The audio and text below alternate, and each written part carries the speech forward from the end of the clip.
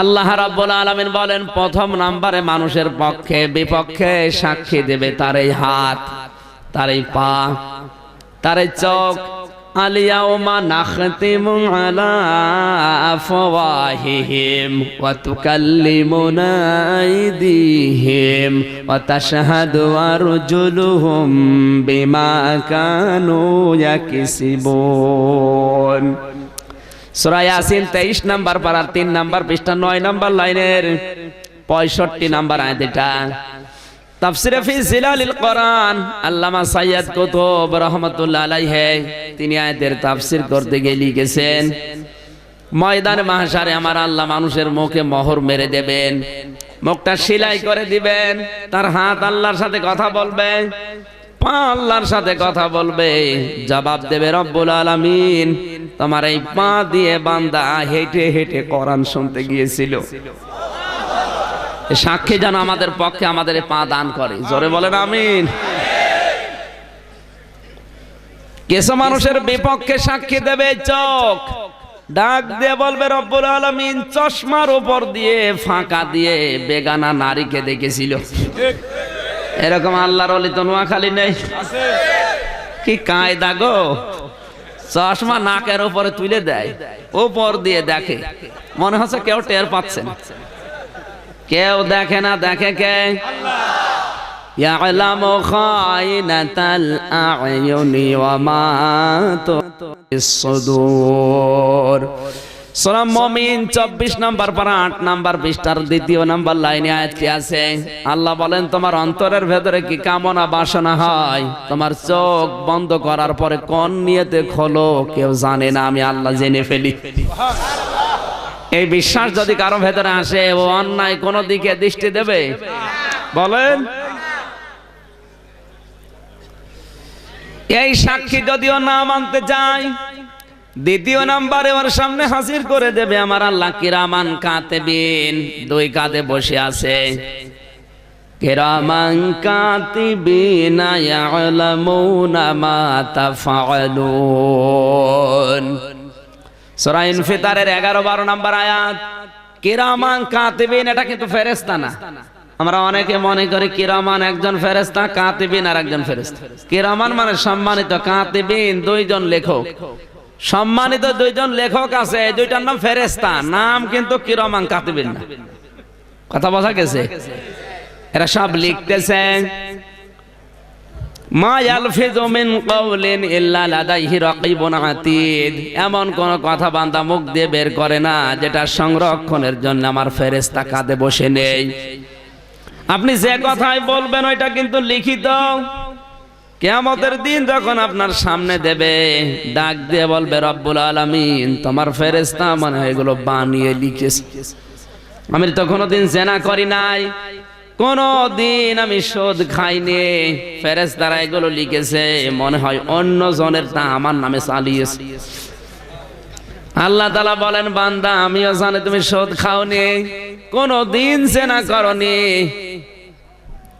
কিন্তু জিনা করার জন্য যে পরিবেশগুলো দরকার হয় ওই পরিবেশ তোমার মেয়ে দিয়ে, বউ দিয়ে, বেটার বউ দিয়ে কায়েম করেছিলে। জেনা শুধু লজ্জা স্থানের না, হাতের জেনা আছে, মুখের জেনা আছে, চোখের জেনা আছে। কথা বলেন। আজ যারা নিজেদের বউ দিয়ে, মেয়ে দিয়ে, বেটার বউ দিয়ে বেপরদায় ছেড়ে আনন্দ পায়, মনে করে আমার জিনিস আমি একা দেখবো, এলাকার মানুষের হক নেই, উনি হক আদায় করে বেড়াচ্ছে।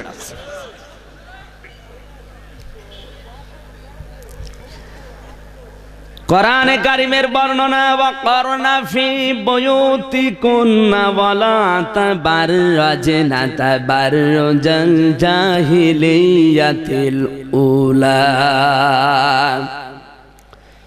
সূরা আহজাবের 33 নাম্বার আয়াতের প্রথম অংশে আছে তাফসিরে মাযহারি আল্লামা সানাউল্লাহ পানিপতি রাহমাতুল্লাহ আলাইহি আয়াতের তাফসীর করতে গিয়ে লিখেছেন, এ মেয়েরা ঘরের পরিবেশে থাকবে, বাইরে যখন বের হবে রাস্তাঘাটে রূপ সৌন্দর্য প্রদর্শন করে জাহিলি যুগের মেয়েদের মতো বের হবে না। এখন জাহিলি যুগের মেয়ে ওইগুলো যারা চলচ্চিত্রে কাজ করছে, শুধু ওরাই না, এদের দেখে দেখে যারা চরিত্র বানাচ্ছে, ভারতের এই চ্যানেল দেখে যারা নিজেদেরকে সাজায়, কিরণমালা, কটকটি, না এরা কটকটি মার্কা পাও নেই, কটকটির মতো বউজার কপালে ও যে কোন জাহান্নামে আছে গো, কিছু বলতেও পারে না কাউকে, বললেই মার খাবে। যৌতুক নিয়ে যারা বিয়ে করেছে ওরা বর কাছে গোলাম। সত্যি করে বলেন তো, যৌতুক নিয়েছেন কারা কারা? হাত তোলেন তো দেখি। এলাকায় যৌতুক নেই একজন শুধু, তাও তো আল্লাহর ওলি একটা আছে। যৌতুক নিয়েছে এই লক্ষ মানুষের ভেতরে মাত্র একজন। এই এলাকায় মেয়ে বিয়ে দেব। যৌতুক নেওয়ার ছাড়া আমার মনে হয় পায়খানা করে নিজে খেয়ে ফেলা ভালো। ও ফেলে দেওয়ার দরকার নেই, ফেলে দিয়ে বেকার সময় নষ্ট করবেন কেন? আমার যতটুকু গবেষণা আছে বাংলাদেশের পরিবারের উপরে, যে পরিবারে যৌতুক নিয়ে সংসার করছে ওই পুরুষ মানুষ আর পুরুষ নেই, ও আমার মনে হয় যোগাইলি হয়ে গেছে। কথা বলেন। কারণ যৌতুক নিলে পুরুষের দাম আর থাকে না, নারী পুরুষ সমান হয়ে যায়। কথা বলতে হবে।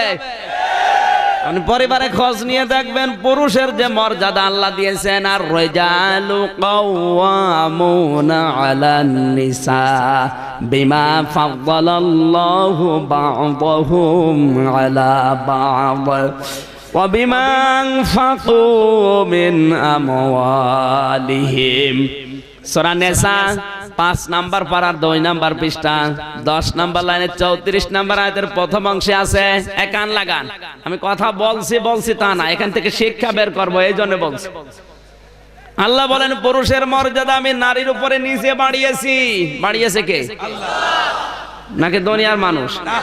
আমার আল্লাহ বলেন আমি নিচে বাড়িয়ে দিলাম। কেন? পৃথিবীতে পুরুষের কাজ সব বাইরে আর মেয়েদের কাজ সব ঘরে। কি বলেন? কিন্তু দুইটা যখন সমান সমান হয়ে যায়,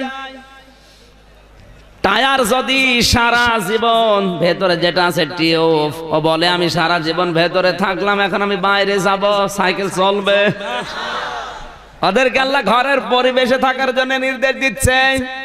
আর পুরুষদেরকে আল্লাহ জানিয়েছেন তোমরা গাইডলাইন দাতা, অভিভাবক। যে পুরুষ আর অভিভাবক থাকে না গাইডলাইন দিতে, যোগ্যতা হারিয়ে ফেলে, ওই দেশে, ওই সমাজে, ওই পরিবারে নারী পুরুষ তখন সমান হয়ে যায়। আর নারী পুরুষ যেখানে সমান, ওখানে অবিচার বেশি। বলেন, ন্যায় বিচার থাকে না। কারণ কোরআনের আয়াত যেখানে মানুষ লঙ্ঘন করবে, ওই জায়গায় আল্লাহ বরকত তুলে নেবে। এটা আমাদের পরিবারে, সমাজে, রাষ্ট্রে মেয়েরা এখন রাজমিস্ত্রি আর স্বামীরা যোগাইলে।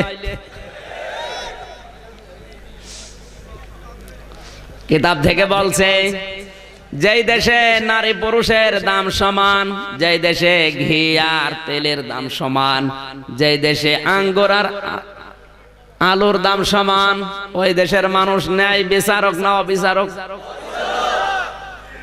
পীর আর মরিদ যাচ্ছে কোন এক দেশের উপর দিয়ে, এমন দেশ ওই দেশে ঘির দাম আর তেলের দাম সমান, আঙ্গুরের দাম আর আলুর দাম সমান। মরিদ বলছে পীর সাহেব আজব দেশে আসলাম, আমাদের দেশে ঘির দাম 500 টাকা আর তেলের দাম 100 টাকা, আর এখানে দুইটাই সমান।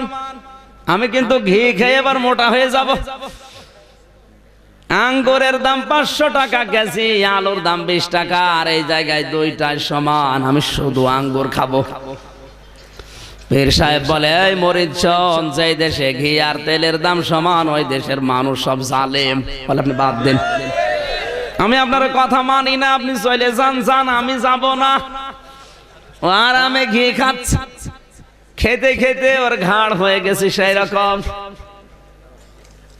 হঠাৎ একদিন ওই দেশে 2 চোর চুরি করতে গিয়ে প্রাচীর পড়ে দুইটাই মারা গেছে। চোরের বাবা বাদশার কাছে বিচার দিয়েছে, বাদশা আমার 2টা ছেলে চুরি করতে যে মরে গেছে, প্রাচীরের নিচে পড়ে, আমি বিচার চাই। এর কি বিচার করা লাগে? যে বিচার দিতে যাবে ওর তো আরো বিচার হবে। এই বল, যেহেতু ন্যায় বিচার ওই দেশে নেই, অবিচার। বাদশা বলে ঠিক, ডেকে ন্যায় বাড়িওয়ালাকে, ওর ফাঁসি দেব, ওর কারণে আমার 2টা নাগরিক মরে গেল। বাড়িওয়ালা বলে আমার দোষ না, প্রাচীর তো দুর্বল করে আমি বানাইনি, বানিয়েছে মিস্ত্রি, রাজমিস্ত্রির দোষ। আমি তো সিমেন্ট বালি ইট সব সমান দিয়েছি, কিন্তু ওরা কম দিয়েছে, এই কারণে প্রাচীর দুর্বল হয়েছে। ঠিক আছে, তোরে মাফ করে দিলাম, মিস্ত্রিটাই কিনে আয়। রাজমিস্ত্রি এসে বলে বাদশা দোষ আমার না, দোষ আছে জোগাইলের, ও পানি বেশি দিয়েছে, এই জন্য মশলা হয়ে গেছে নরম, আমার দোষ না। ঠিক আছে, তোরে মাফ করে দিলাম, ডেকে নিয়ে আয় জোগাইলে। জোগাইলে বলে দোষ আমার না, দোষ হাতিওয়ালার। আমি যখন মশলা তৈরি করছিলাম, হাতি যাচ্ছিল পেছন দিয়ে, হাসির পায়ে লেগে ওই বালতি পড়ে পানি একটু বেশি হয়ে গেছে। বাদশা বলে তোরে মাফ করে দিলাম, হাতিওয়ালা ডেকে নিয়ে আয়। হাতিওয়ালা বলে দোষ আমার না, দোষ ওই মহিলার। ওই মহিলা ঝুনঝুনি আওয়াজের গহনা শরীরে দিয়ে হাঁটছিল, ওই আওয়াজ শুনে আমার হাতি ভয় পেয়ে দৌড় দিয়েছে। বাদশা বলে তোরও মাফ করে দিলাম, মহিলাকে নিয়ে আয়। মহিলা বলছে আমার দোষ না, দোষ আছে স্বর্ণকারের, ও একটু আওয়াজ বেশি দিয়েছে, তোরে মাফ করে দিলাম, স্বর্ণকারকে নিয়ে আয়। স্বর্ণকার এসে আর কোনো জবাব দিতে পারে না, ও তো এমনিতে আগুনের কাছে কাজ করে, শরীর হয়ে গেছে হ্যাংলা। বাদশা বলে ফাঁসি হবে, নিয়ে আয়। দড়ি ওর মাথার ভেতরে দিয়ে দেখে দড়ি বের হয়ে যাচ্ছে। জল্লাদ বলে কাজী, কাজী বলে বাদশাহ এ তো বিচার করা যাচ্ছে না, কেন? কারণ গলার সাথে দড়ির মিল নেই। বাদশাহ বলে না, আমার এক কথা এক রায়, যা বলেছে তাই করাই লাগবে, রায় কার্যকর করতেই হবে, না তো আমার কথা ঠিক থাকবে না। করব কি করে, গলার সাথে মেলে না, বেরিয়ে যায়। বাদশাহ বলে রে মাফ করে দে, এরকম মোটা গলা কোথায় পৌঁছায় নিয়ে আয়। ওই যে সে মরিদ খেয়ে ঘাড় করে মরিদকে নিয়ে এসেছে, দেখে গলায় দড়ি দিয়ে একেবারে সমান সমান। এই তোর ফাঁসি হবে, আমার অপরাধ কি, তোর ঘাড় মোটা। বাদশা বলে তোর ঘাড়ের সাথে দড়ি মিলে গেছে, আর কোনো কথা নেই, কিন্তু তোর তো বিদেশি মানুষ মনে হয়, তোর জীবনের শেষ ইচ্ছা কি? মরিদ চোখের পানি ফেলে দিয়ে বলে বাদশা আমার জীবনের শেষ কথায় আমার পীর সাহেবকে আমি দেখবো। নিয়ে আয়, ওর পীর সাহেব কোথায়? পীর যখন এসেছে, কানের কাছে মুখ নিয়ে বলছে তোর ফাঁসি আমি দিতে দেব না, তোর কান্নাকাটি করার দরকার নেই। তোর এত করে বললাম যে দেশে তেলের দাম আর ঘির দাম সমান, দেশের মানুষ সব জালেম, তুই কোন কারণে ঘি খেলি? বলে আমারে বাঁচান। বলে ওস্তাদের মার শেষে। ওস্তাদের মার কখন?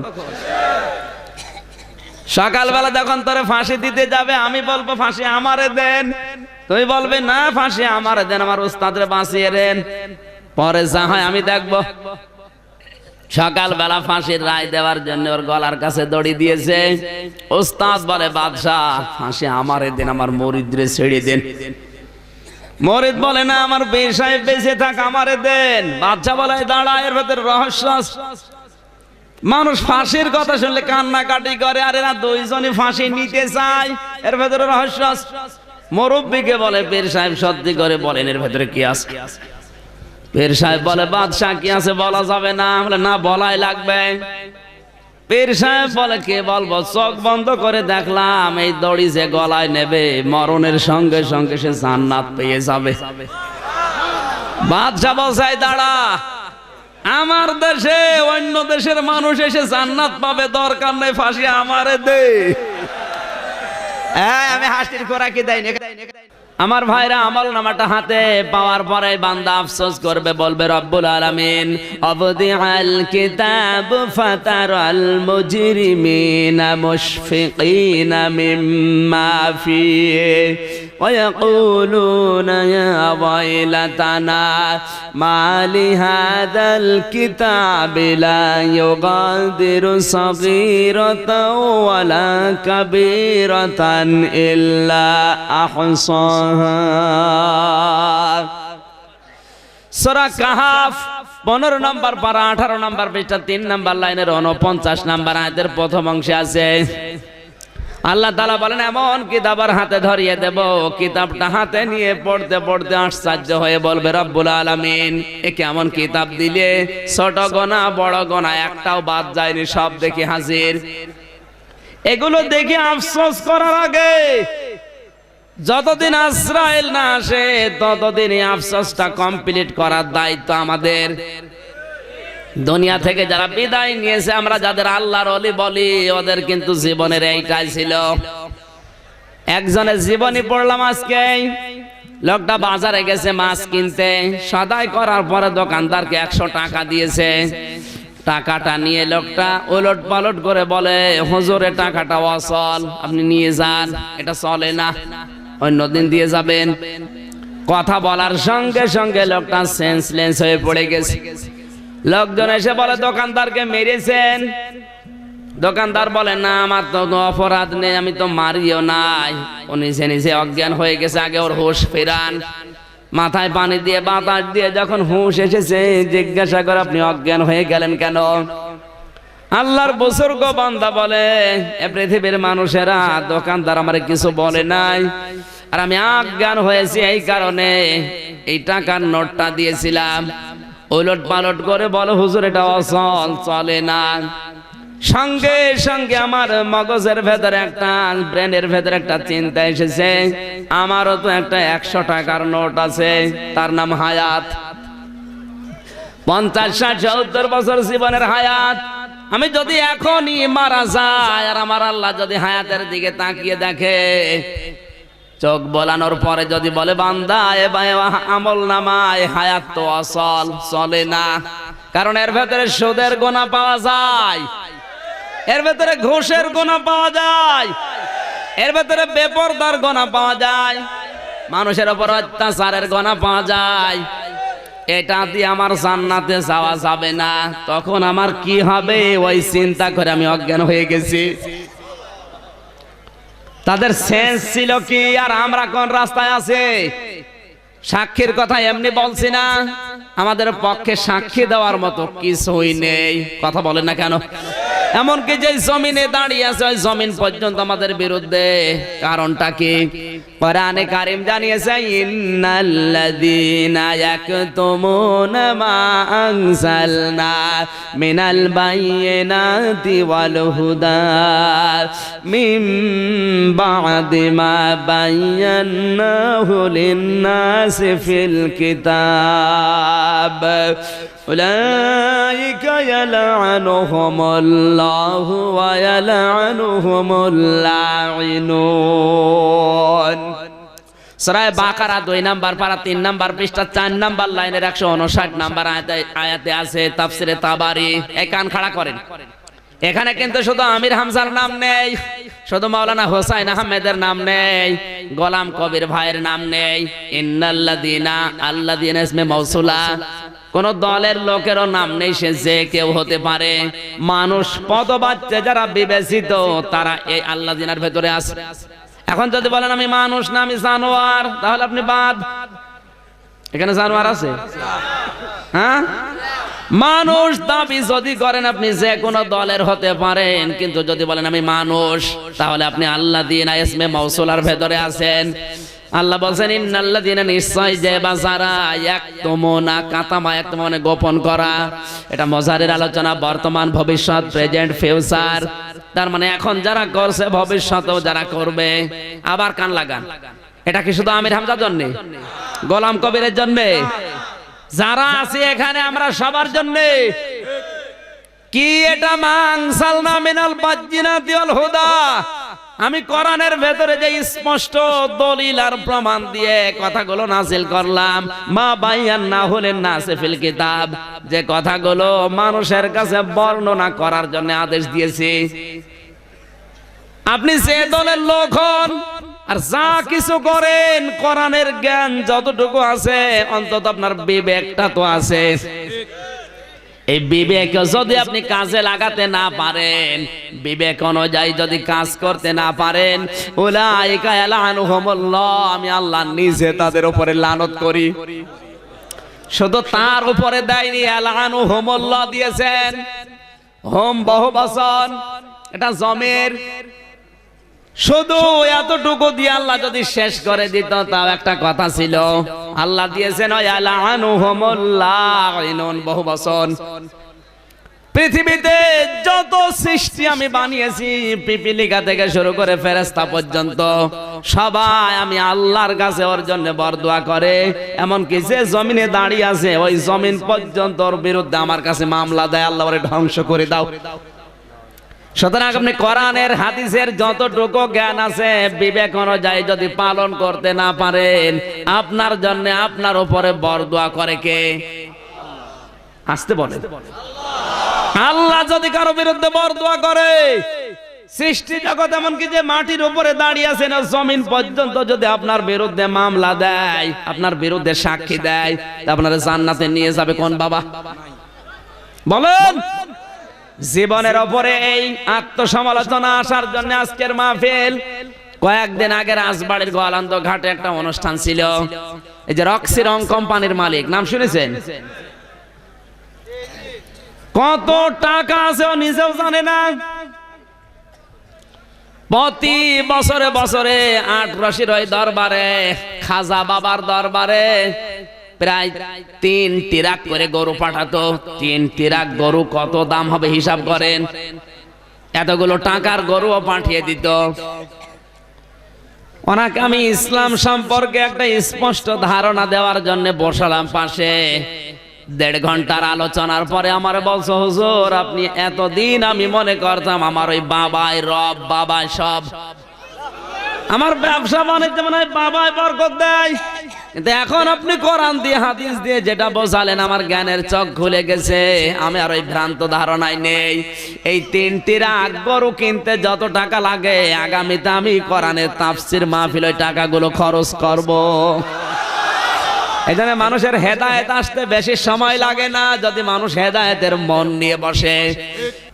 কোরআনে কারীম জানিয়েছে, ওয়াল্লাযীনা জাহাদু ফীনা লানাহদিয়ান্নাহুম সুবুলানা ওয়া ইন্নাল্লাহা লামাআল মুহসিনিন। সূরা আনকাবুতের শেষ আয়াত এটা, ২১ নাম্বার পারা ৩ নাম্বার পৃষ্ঠা ৭ নাম্বার লাইনের শেষ নাম্বার রুকুতে আছে। আল্লাহ বলেন, কোন মানুষ যদি আমাকে পাওয়ার জন্য চেষ্টা করে, সাধনা করে, ওকে আমি আল্লাহ হেদায়েতের রাস্তা দেওয়ার জন্য হাজার হাজার পথ উন্মুক্ত করে দেই। আজ আমরা হেদায়েত পাওয়ার জন্য এসেছি এই মাহফিলে নাকি? বলেন।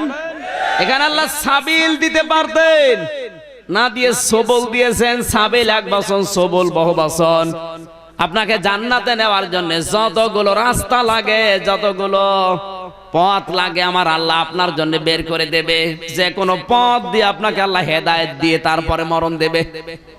কিন্তু ওই রকম মন নিয়ে আসা লাগবে। কারণ কোরআন শরীফ আল্লাহর নবী আবু বকরের সামনেও পড়েছিলেন, আবু জেহেলের সামনেও পড়েছিলেন। আবু বকর কোরআন শুনে তার ঈমান বেড়ে গেছে, আর আবু জেহেল কোরআন শুনে তার শয়তানি বেড়েছে। এখানে আবু বকরের মতো মন নিয়ে যারা বসে আছে, আল্লাহর কসম মাস্ট বি ওদের ঈমান বাড়বে। যাদাতহুম ঈমানা। আর আবু বকরের মতো যদি ঈমান বেড়ে যায়, কিয়ামত পর্যন্ত আপনি দোয়া পাবেন। নিজের চোখে দেখে আসলাম আবু বকরের কবর। দুনিয়াতে যারা আল্লাহর নবীকে সালাম দিতে যায়, শুধু নবীকে দেয় না, আল্লাহর নবীর পাশে আবু বকর ঘুমিয়ে আছে, আবু বকরকেও সালাম দেওয়া লাগছে।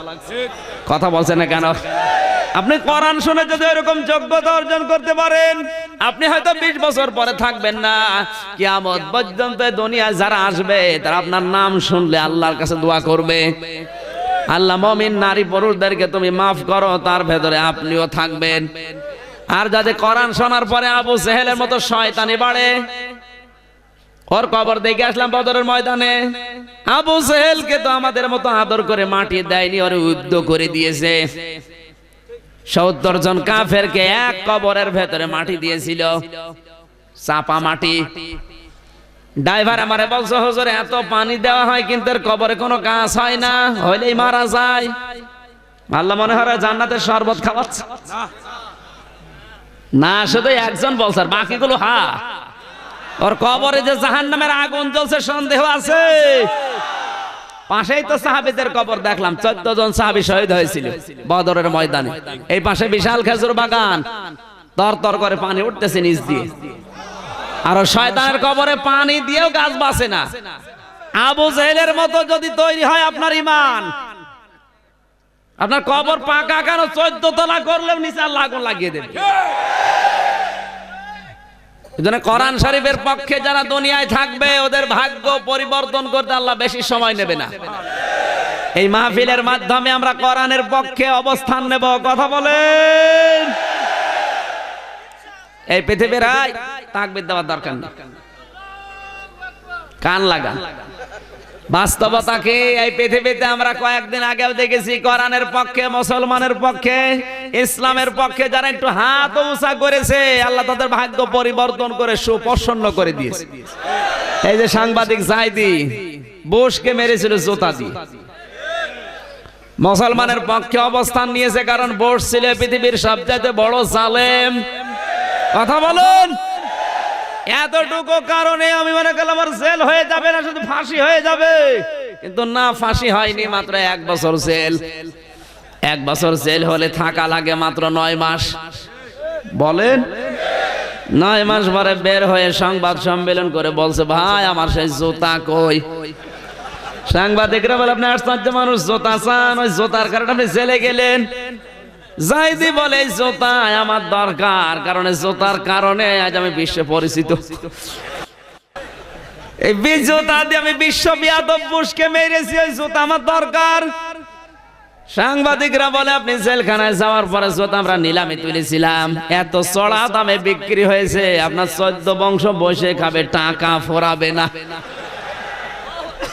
কোরআনের আয়াতে দলিল আল্লাহ দিয়েছেন, তাহা মা আনজালনা আলাইকাল কুরআনা লিতাশকা। হে নবী, কোরআন আপনাকে দিয়েছি ভাগ্যহত করার জন্য না। আপনি অপদস্থ হবেন, অপমান হবেন, এ দুনিয়ায় নিচে নেমে যাবেন তা না। কোরআন যার কাছে থাকবে আমি আল্লাহ তাকে উপরে তোলার জন্য দিয়েছি। সুবহানাল্লাহ বলতে পারেন? আর যদি ভাগ্য পরিবর্তন হয়ে যায় কিছুদিনের ভেতরে শুধু মুসলমানের পক্ষে অবস্থান নিয়ে, আজ আমরা মুসলমানের পক্ষে থাকলে, কোরআনের পক্ষে থাকলে ভাগ্য প্রসন্ন হওয়ার সুযোগ আছে না নেই? পক্ষান্তরে আল্লাহ বুশকে কুকুরের মতো জোতা পিটা করে ক্ষমতাকে নামিয়েছে। শুধু বুশকে না, বুশের ভাইরা ভাই যত দুনিয়ায় ছিল তাদেরকে আল্লাহ পৌঁছিয়ে দিয়েছে। ওই যে আবু জেহেল, ওর বাড়ি এখন ইন্টারন্যাশনাল পায়খানা। বলেন, শুধু কিন্তু বাংলাদেশের মতো জায়গার প্রেসিডেন্ট ছিল না আবু জেহেল। এই বাংলাদেশ 14টা জোড়া দিলে যত বড় হয়, সৌদি আরব একাই অত বড়। বিশাল সাম্রাজ্যের অধিপতি ছিল আবু জেহেল, কিন্তু ওর বাড়ি এখন তাকান, লক্ষ লক্ষ মানুষ যায়, একবার না একবার পায়খানা করবে। আমি কাবা শরীফ তাওয়াফ করার পরে উপর দিয়ে ঘুরি, হঠাৎ আমার পেটে ব্যথা উঠেছে। পুলিশকে জিজ্ঞাসা করলাম, ভাই এতক্ষণ তো ভালো ছিলাম, এখন পেটে ব্যথা করছে কেন? পুলিশ বলছে, হাসিউল হুজ্জাত। ও হুজুর, এটা কোন জায়গা আপনি জানেন না? না, এটা আবু জেহেলের বাড়ি।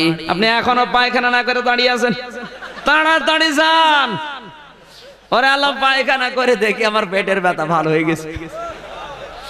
হাসির খোরাকি দেন, এখানে শিক্ষা আছে। আল্লাহ আমাকে জানাতে চেয়েছে, আমির হামজা কয়েক লাখ টাকা খরচ করে বাংলাদেশ থেকে আসলে, আরে শয়তানের মুখে পায়খানা না করে চলে যাবা, তাড়াতাড়ি করো, পেটের ব্যথা বাড়িয়ে দিলাম। এটা বলার আমার উদ্দেশ্য এই, কোরআনের বিপক্ষে, মুসলমানদের বিপক্ষে যদি কেউ অবস্থান করে, ওকে আমার আল্লাহ কিন্তু অপদস্থ করে নিচে নামাতে বেশি সময় নেয় না।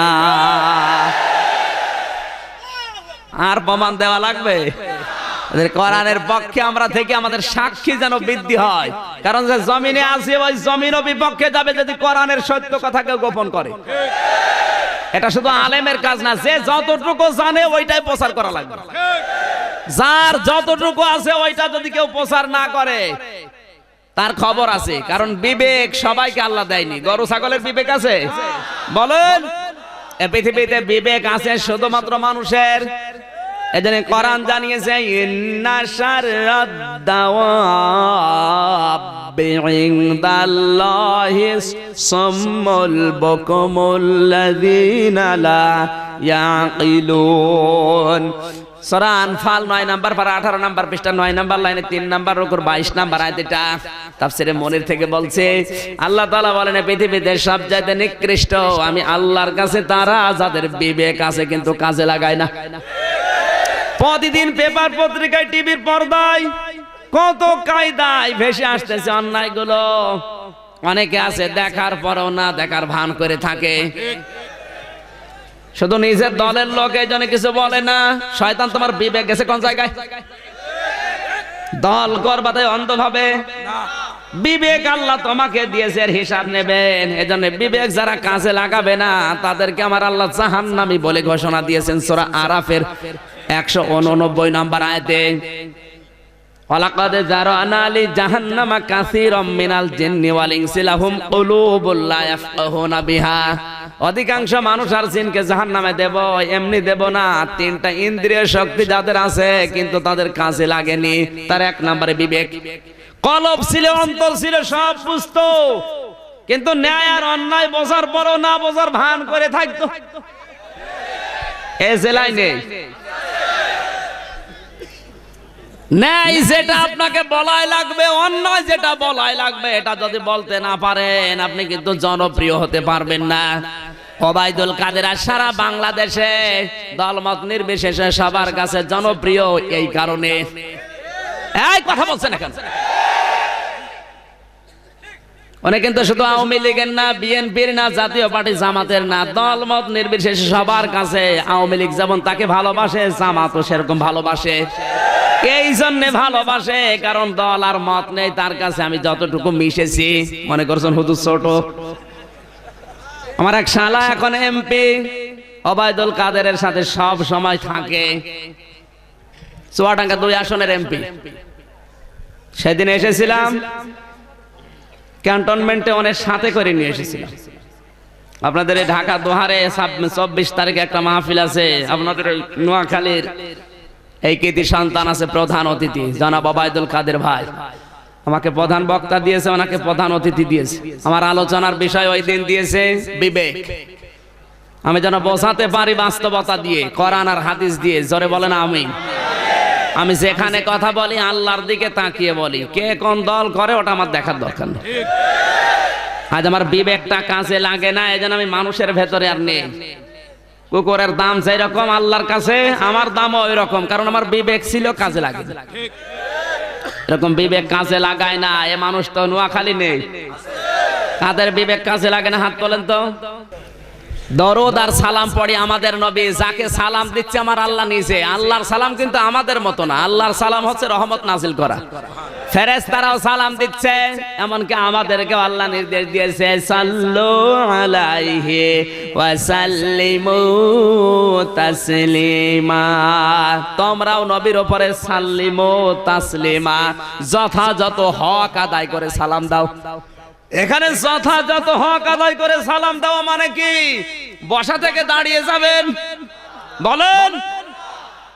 বিশ্ব নবীকে সালাম দেওয়ার অর্থ হচ্ছে তার আদর্শ যেখানে যেইভাবে ছিল ওইভাবে অনুসরণ করা।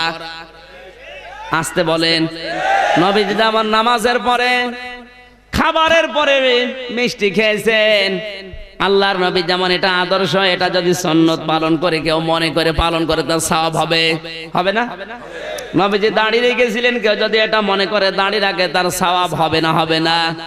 বিশ্ব নবী তায়েফের ময়দানে রক্ত দিয়েছেন, এই ময়দানেও যদি কেউ যায় তারও সওয়াব হবে। আমরা শুধু খাবারের পরে মিষ্টি খাওয়া সুন্নত, মেসাক করা সুন্নত, মাটি মাথায় দেওয়া সুন্নত, এই সমস্ত সুন্নতে আছে। বিশ্ব নবী যে রক্ত ঝরিয়েছে এই সুন্নতে আমরা এখন নেই। কারণ এই দেশের মুসলমান, বিশেষ করে ভারত, বাংলাদেশ আর পাকিস্তান, আমি বিশ্বের 228টা রাষ্ট্র সম্পর্কে যতটুকুই পড়েছি, বিশেষ করে বাংলাদেশ, ভারত আর পাকিস্তান, এই 3টা দেশের মুসলমানেরা শুধু খাবারের পাগল। কোন কায়দায় খাবার পাওয়া যায় মানুষ সেখানে ভিড় করে। এই যে আটরশি যান, গরু হাজারে হাজার, মানুষও লাখে লাখে। আমি তিনবার গেছি, জিজ্ঞাসা করছি ভাই এসেছেন কোথা থেকে? বলছে মাদারীপুর থেকে, বরিশাল থেকে। কেন আসলেন এত দূর থেকে? বলছে হুজুর কিছু না হয়, খাওয়া হয়। মুরিদ হয় না হয় খাওয়া তো হচ্ছে। মুসলমান এখন খাবারের পাগল, কোন কায়দায় কিভাবে খাওয়া যায় শুধু ওই ধান্দায় থাকে। কথা বলে না কেন? উপন্যাস পড়েছিলাম একটা, কষ্ট হচ্ছে। এক খ্রিস্টান, এক ইহুদি আর এক মুসলমান, তিনজন মিলে দস্তি করেছে। কিছু দূর যাওয়ার পরে মুসলমান বলছে ভাই খাবারের দরকার, ওর টার্গেট শুধু খাওয়া। সন্ধ্যা হয়ে যাচ্ছে, এক গাছের নিচে আশ্রয় নিয়েছে। তিনজন মিলে টাকা তুলে কিছু খাবার নিয়ে এসেছে। দোকানদার বলে 4টা রুটি আছে, 3টা নিলে একটা ফাও দিয়ে দিয়েছে। তিনজন মিলে 3 রুটি খেয়েছে। মুসলমান বলছে ওইটা রেখে লাভ নেই, ওইটা ছিঁড়ে ছিঁড়ে খেয়ে ফেলি, ওর ধান্দা শুধু খাওয়া। ইহুদি খ্রিস্টান বলে ভাই এতক্ষণ তো খেলাম, এখন থাক, এখন আমরা সবাই গাছের নিচে ঘুমিয়ে যাব। যে আশ্চর্য স্বপ্ন দেখবে সে খাবে রুটি। অসুবিধা নেই, ঘুমান। ওদের ঘুম পাড়িও তো ঘুমায়নি। ওরা যখন ঘুমিয়ে নাক ডাকায়, ও আস্তে করে ওইটা রুটি খেয়ে মুখ মুছে এবার শুয়ে আছে।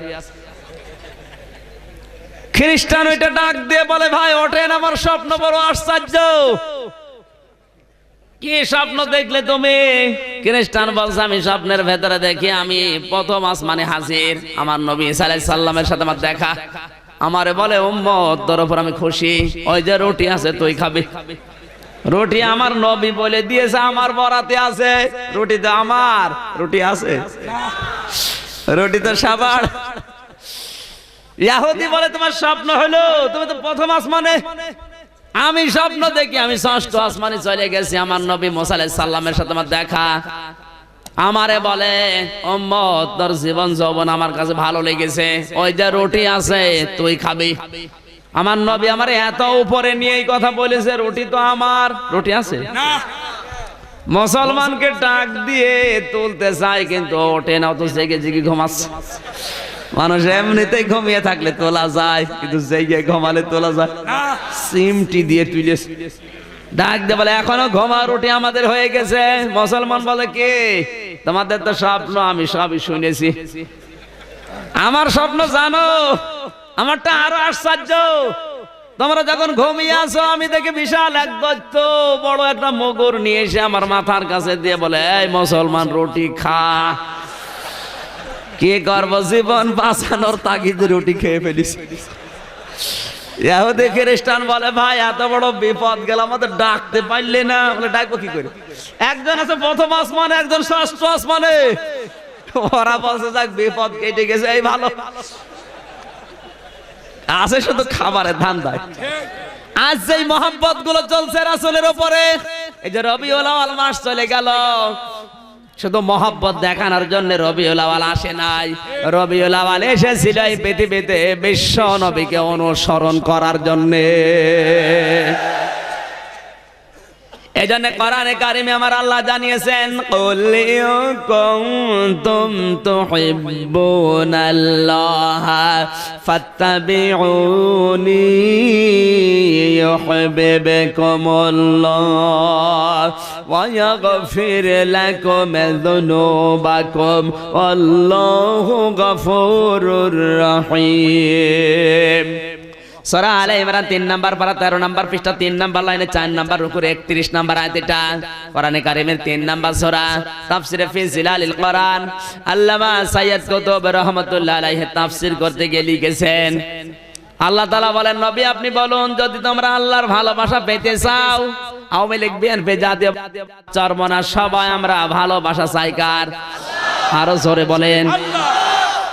রাজনৈতিক আদর্শ আমাদের আলাদা থাকতেই পারে, কিন্তু আমরা সবাই আমার আল্লাহকে ভালোবাসতে চাই। আল্লাহ বলেন আমাকে ভালোবাসা দরকার নেই, আমাকে যদি ভালোবাসে প্রমাণ দিতে চাও ফাত্তাবিউনি, আমার রাসূলের অনুসরণ করো। কি করো? অনুসরণ। আমার রাসূলকে দেখে দেখে চলবাই। যে তাবাউন শব্দটা আছে, তাবাইন 3টি অক্ষরের সমন্বয়ে শব্দটা গঠিত। কোন সেন্টেন্সে যদি তাবাউন শব্দটা পান অভিধান বেত্তা যারা লিখেছেন, একটা সামনে দিয়ে মানুষ হেঁটে যাচ্ছে, কতটুকু পায়ের ডিস্টেন্স রেখে চলে, হাত কিভাবে নাড়ায়, মাজা কিভাবে নাড়াচ্ছে, ওইটা দেখে দেখে ওই জায়গায় পা ফেলে চলার নাম তাবউন। জন্ম থেকে মৃত্যু পর্যন্ত নবী যে যেই কায়দায় চলেছিলেন, ঠিক ওই কায়দায় ওই জায়গায় অনুসরণ করে চলার নাম কি? আরো জোরে বলেন। এটা যদি কেউ করতে পারে, আমি আল্লাহ বললাম ইউহিব্বুকুমুল্লাহ, তখন আমি নিজেই তোমাদেরকে ভালোবাসবো। আর আমি আল্লাহ যদি কাউকে ভালোবাসি, দুইটা পুরস্কার দেব, ওয়া গফির লাকুম যুনুবাকুম। এক ফের এটা মজারে, বর্তমান ভবিষ্যৎ প্রেজেন্ট ফিউচার, জাম্বন এক বছর, জুনুব বহু বছর। আমি আল্লাহ যদি কাউকে ভালোবাসি, ওর জীবনের যত গুনাহ আমি আল্লাহ সব মাফ করে দেব। সুতরাং এই মুহূর্তে যদি কেউ সিদ্ধান্ত নেয় রাসূলের অনুসরণ ছাড়া আর দুনিয়ায় কোনোদিন একটা নিঃশ্বাসও নেব না, যখন থেকে সিদ্ধান্ত নেবেন তখন থেকে ওই সময় থেকে আপনাকে আল্লাহ মাফ করে দেবে। কারণ এক ফের বর্তমান ভবিষ্যৎ, আল্লাহর ওয়াদা মিথ্যা হয়? আরো জোরে বলেন। যারা অনুসরণ করেছে দুনিয়ায় তাদের দিকে তাকান, যারা অনুসরণ করেছে তাদেরকে আল্লাহ মাফ করে দিয়েছে। অনেকে বলে ভালোবাসে শুধু, আমার অনুসরণ নেই, কখনো না। অনুসরণ যারা করবে তারা তো ভালোবেসেই করছে। ভালোবাসা না থাকলে কাউকে কেউ অনুসরণ করে? ভালোবাসা কাকে বলে আর অনুসরণ কাকে বলে? কান লাগান। এটা কোরআন হাদিস না, শিক্ষার জন্য বলছি, নাকি এটা বাদ দিয়ে দেব? কোরআন হাদিস না, শিক্ষার জন্য বলছি। পড়েছিলাম বইতে, এই জন্য। লাইলি মজনুর নাম আমরা শুনেছি, এটা কল্প কাহিনী। এটা কিন্তু কোরআনে হাদিসে ইসলামের ইতিহাসে নেই। এটা কল্প কাহিনী। একটা কুকুর হেঁটে যাচ্ছে, মজনু এসে কুকুরকে জড়িয়ে ধরেছে। মানুষজন বলে তুমি কি পাগল, কুকুরের গায়ে হাত দিয়ে চমা খাও? মজনু ডাক দিয়ে বলে, আমার এই চোখ যদি তোর চোখে লাগিয়ে দেয়, তুই ওই কুকুরকে চমা খাবে? কারণ এই কুকুর সাধারণ কুকুর না, এটা লাইলের গ্রামের কুকুর। একটা মেয়ের মহব্বতে পড়ে তার গ্রামের কুকুর পর্যন্ত যদি তার কাছে মহব্বতের ভালোবাসার পাত্র হয়ে যায়।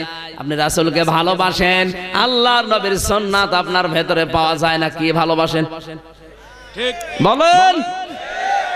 নবীজির কোন সুন্নাত আপনার পরিবারে নেই, সমাজে নেই, বিচার ব্যবস্থায় নেই, রাষ্ট্রে নেই, কি দিয়ে ভালোবাসছেন বলেন? শুধু খাবারের পরে মিষ্টি খাওয়া ভালোবাসা, তার মানে আরো খাবার চাই। এ পৃথিবীতে যত নবীর জীবনী আমি পড়েছি, পুরা কোরআন শরীফে 25 জন নবীর নাম আছে। 25টা তো পড়েছি। যতগুলো নবীর জীবনী আমি নিজে পড়েছি বিশ্ববিদ্যালয়ে, কোন নবীর বুক পেটের চাইতে ছোট ছিল না। প্রত্যেকটা নবীর সেনার বুক ছিল বড় বড়, আর পেট ছিল ছোট। আর এখন আমরা যারা নবীর উম্মত, বুক খুঁজে পাওয়া যায় না, শুধু পেট। এত বড় বড় পেট হয়, মহিলারা লজ্জা পায়, আল্লাহ একই পেট। সন্তান হওয়ার সময় তো আমারও এত বড় পেট ছিল না। খাবারের আগে 3টা সুন্নাত আছে, কেউ যদি পালন করতে পারে কোনদিন ওর পেট বুকের চাইতে উপরে উঠবে না। কথা বলছে না কেন? 1 নম্বরে নিজের পেটকে 3 ভাগ করা লাগবে, 1 ভাগ খাবার, 1 ভাগ পানি, আর 1 ভাগ খালি। এই নিয়মে খাবার খান, কোনদিন আপনার পেট উঁচু হয় কিনা দেখছি? এইটা নেই, একেবারে নলি পর্যন্ত খায়। এরপরে খাবারের পরে মিষ্টি খাওয়া, তার মানে আরো খাবার চাই। সুতরাং রাসূলের ভালোবাসা দেখাতে গিয়ে শুধু খাবার দিয়ে হবে না, অনুসরণ করা লাগবে পরিবার থেকে আন্তর্জাতিক জীবন পর্যন্ত। কথা বলেন ঠিক কিনা? তাহলে আপনার দরুদ শরীফ কবুল হবে। এর নাম সাল্লিমু তাসলিমা। যথাযথভাবে দরুদ পড়ো, ইয়া নবী সালাম আলাইকা, এরপরে গরম গরম জিলাপি আর খিচুড়ি, এর নাম সাল্লিমু তাসলিমা না। আল্লাহর নবী যেই কায়দায় পায়জামা পরেছেন, ওই কায়দায় ওইভাবে পায়জামা পরা লাগবে। নবীজি যেই কায়দায় লুঙ্গি দিয়েছেন শরীরে, ওই কায়দায় দেওয়া লাগবে। উনি বাথরুমে গেছেন যেই কায়দায় ওই কায়দায় যাওয়া লাগবে। তার মানে একেবারে জন্ম থেকে মরণ পর্যন্ত এই 63 বছর অনুসরণের নাম হচ্ছে সাল্লিমু তাসলিমা। আমার আজকের আলোচনার যে বিষয়টা, মুসলমান দাবি করার পরেও বাংলাদেশে জাহান্নামে কারা যাবে? মুসলমান জাহান্নামে যাবে? বলেন। জাহান্নাম তো আল্লাহ বানিয়েছে কাফের, মুশরিক আর মুনাফিকদের জন্য, কিন্তু মুসলমান দাবি করার পরও জাহান্নামে কারা যাবে আজকের আয়াতে আছে। এখন যদি আমাদের কারো সাথে মিলে যায়, এখানে কোন হিন্দু আছে? আছে? এই মুসলমানদের কারো সাথে যদি আজকের আয়াত মিলে যায়, আমার কিন্তু কিছু করার নেই। আপনি জাহান্নামে যাচ্ছেন আপনার কারণে, কথা বলতে হবে। সূরা মুদ্দাসসিরের 40 নম্বর আয়াত থেকে আমরা পড়ছি, জবান ছেড়ে তেলাওয়াত করবেন, যার সাথে মিলে যাবে সে তাওবা করে বাড়ি যাবেন। নাকি নাকি এই ডিপ জলের মতো ঘাড় তেড়া?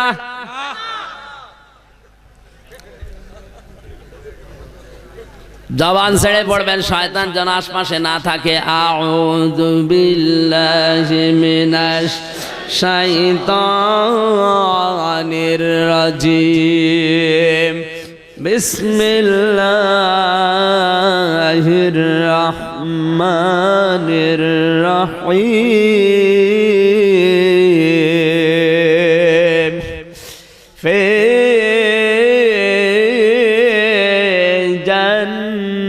জান্নাতি ইয়াতাসাআলুন আনিল মুজরিমিন।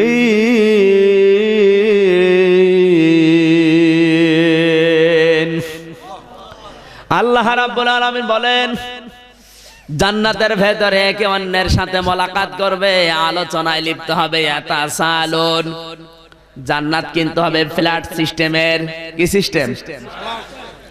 দুনিয়ায় যাদের ফ্ল্যাট বাড়ি হয় না, আফসোস করার দরকার নেই। ঈমান যদি আপনার থাকে আর ঈমান অনুযায়ী যদি কাজ করতে পারেন, মরণের পরে আমার আল্লাহ ফ্ল্যাট সিস্টেম বাড়ি দেবে। 2 তলা 10 তলা না, 6666 তালা। সুবহানাল্লাহ বলতে পারেন? এখন ওই জান্নাতটা পাওয়ার জন্য আপনি দোয়া করেন। দুনিয়ায় কাকে আপনি পছন্দ করতেন? মাঝে মাঝে আল্লাহকে বলেন, রব্বুল আলামিন, তোমার এই বান্দাকে আমার পছন্দ হতো, তুমি যদি আমাকে জান্নাত দান করো তাহলে গোলাম ভাইয়ের সাথে আমাকে দিও। আপনার যদি দোয়া কবুল হয় আর দোয়ার পেছনে যদি দাওয়া থাকে, অবশ্যই আপনি জান্নাতের ভেতরে ফ্ল্যাট বাড়ি থেকে বের হয়ে তাকে দেখতে পাবেন। তাফসীর ইবনে কাসিরের ভেতরে বর্ণনা আছে। আপনি এখন শুধু দোয়া করেন, অনেকে মনে করতে পারে দোয়ার দ্বারাই কি কাজ হয়?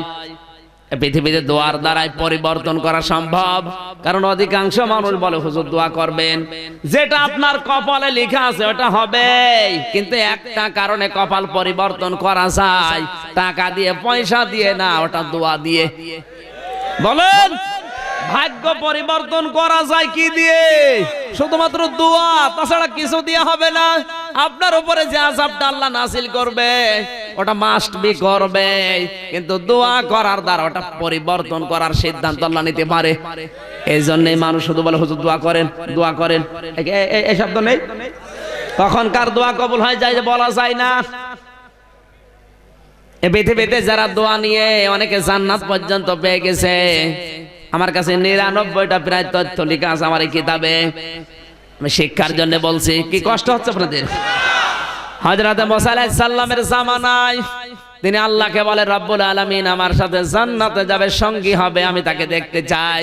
আল্লাহ বলেন, মুসা তোমার সাথে জান্নাতে যাবে একজন কসাই। মুসা নবী একটু আবেগপূর্ণ নবী ছিলেন, কিছু শুনলেই শুধু প্রশ্ন করতেন। ডাক দিয়ে বলে, রব্বুল আলামিন তুমি আল্লাহ খুঁজে পেলে না, কসাইর নাম বললে। আল্লাহ তাআলা বলেন, মুসা এই কসাই সেই কসাই না, তুমি একটু বাজারে গিয়ে খোঁজ করো, তার পরিচয় এই। বাংলাদেশেরও কসাই আছে না নেই? আপনি 2 কেজি মাংস কিনবেন, মনে হবে 3 কেজি দিচ্ছে, বাড়ি এনে মেপে দেখবেন 1 কেজি 1400 টাকার বেশি হচ্ছে না। কুষ্টিয়ার বড় বাজার একবার গোশত কিনতে গেছি, এত বেশি চুল দিচ্ছে, বললাম ভাই আপনার লস হবে, বস হুজুর হয় হোক, আপনি দোয়া করেন। চিন্তা করেন আমি কি পাগল? আমি দোয়া করবার ঝোল দিচ্ছি আর লাভ হবে, এ কোন পাগল? পাশের দোকানে নিয়ে বললাম ভাই দেখেন তো কতটুকু বেশি দিয়েছে, মাপ দিয়ে দেখি 1400 টাকার বেশি হচ্ছে না। চিন্তা করলাম আল্লাহ বেশি দিয়ে যদি 200 টাকা কম হয়, তো কম দিলে কি হইতো? অধিকাংশ কসাইয়ের হাতের ভেতরে কি জাদু যেন আছে, শুধু এরকম ঘোরায় 1.5 কেজি হয়ে যায়। এক কথা বলছেন কোরআনে কারীম জানিয়েছে ওয়াইলুল লিল মুতাফফিফিন আল্লাযীনা ইযা কাতালু আলান নাসি ইয়াস্তাউফুন। আল্লাহ পাক বলেন ধ্বংস হয়ে যাক ওই দোকানদার গুলো, ওই ব্যবসায়ী গুলো যারা নেওয়ার সময় বেশি নাই, দেওয়ার সময় কম দেয়। আই খাদ্যে ভেজাল দেওয়া দেশে আছে না নেই? আপনি যদি খাদ্যে ভেজাল দান করেন, বিষ মেশান, ফরমালিন দেন, এটার দ্বারা যত মানুষ অসুস্থ হবে, যত মানুষের রোগ হবে, ব্লাড ক্যান্সার হবে, হার্ট নষ্ট হবে, যত মানুষ অসুস্থ হবে আপনার কারণে, অতগুলো গোনা আপনার আমলনামায় যাবে। যে খাদ্যে ভেজাল দেওয়া, কালো বাজারি করায় মানুষগুলো জাহান্নামে মানুষ। এরা কি? সূরা মুতাফফিফিনের আয়াত। আস্তে এইটাই বেশি বাংলাদেশে মানুষ এখন আত্মীয়র জন্য, রোগীর জন্য যদি ফল নিয়ে যায়, তো রোগী চিন্তা করে কি ফল না বিষ। কথা বললেন না কেন?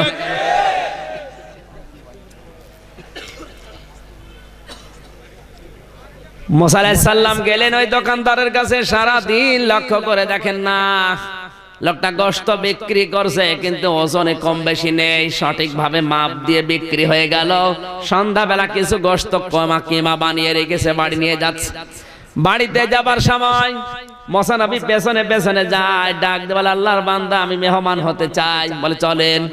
বাড়িতে নিয়ে তিনি তাকে বসালেন এক বারান্দায়, ঘরের চোপড়ি ছিল, পারলেন। ওখান থেকে একটা মেয়ে লোককে নিয়ে নিজের হাতে পরিষ্কার করিয়ে গোশতগুলো রান্না করে মেয়েটার মুখে তুলে দিচ্ছে। মেয়েটাকে মুখের গোশতগুলো চিবিয়ে চিবিয়ে খায় আর দোয়া করে রব্বুল আলামিন আমার এই সন্তানটা আমার স্বামী মরার পর থেকে আবার খেদমতে লেগে আছে। আমি মায়ের কুদরতে আমার কলিজা ঠান্ডা হয়ে গেছে, আমি মা হয়ে তোমার দরবারে দোয়া করলাম, আমার এই সন্তানটাকে তুমি জামানার নবী মুসার সাথে জান্নাতে দিয়ে দিও।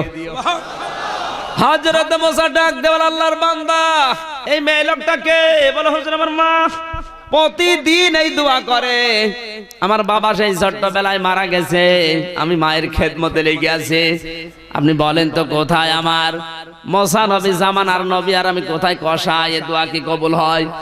হযরত মুসা চোখের পানি ফেলে দিয়ে বলে আল্লাহর বান্দা দোয়া কবুল হয়ে গেছে, আমি জামানার নবী মুসা তোমাকে সুসংবাদ দিয়ে গেলাম, কিয়ামতের দিন তুমি আমার সাথে জান্নাতে থাকবে তোমার এই মায়ের দোয়ার কারণে।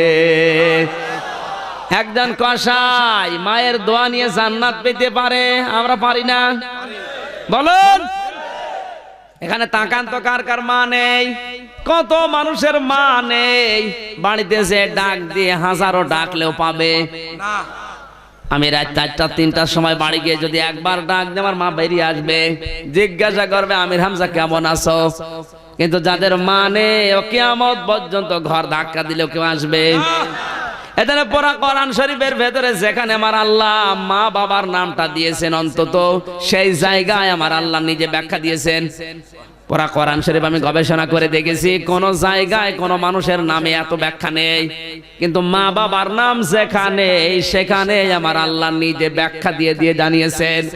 সূরা বানী ইসরাঈলে 5টা ব্যাখ্যা দিয়েছেন আল্লাহ। আল্লাহ মনে হয় পাগল হয়ে গেছে।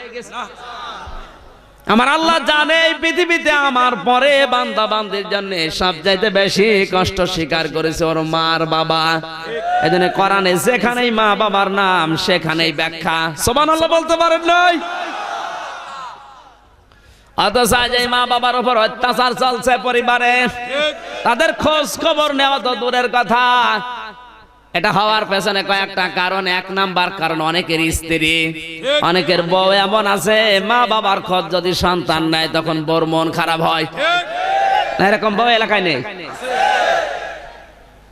আমার বিশ্ববিদ্যালয় আগের ইয়ার এক বন্ধু, এত গরিবের ছেলে, টাকা পয়সা ছিল না মাস্টার্সে পরীক্ষা দেওয়ার জন্য। ওর মা আর বাবা দুইজন রোজা রেখে রেখে কিছু টাকা ওর হাতে দিয়েছে, যেহেতু 2 বেলা রোজা রাখলে খাবার খাওয়া লাগবে, 2 বেলা একবার খাওয়া লাগে না, ওই টাকা বাঁচিয়েছে। মানুষের জমিতে কামলা দিয়ে কিছু টাকা পেয়েছে, আবার হাতে দিয়েছে 4,500 টাকা। মাস্টার্সে ফি দেওয়ার পরে পাস করে গেছে, রেজাল্ট ভালো ছিল, ঢাকা একটা চাকরিও পেয়েছে। আল্লাহর ইশারাও একটা বিয়ে করেছে পছন্দ করে, কিন্তু মেয়েটা খুব জল্লাদ, এত ডেঞ্জার মেয়ে, মা বাবার নামই শুনতে পারে না। মা বাবার নাম শুনলেই বলে না যাওয়া যাবে না, খরচ দেওয়া তো দূরের কথা, তুমি যদি যাও তোমার আমি ডিভোর্স দিয়ে দেব।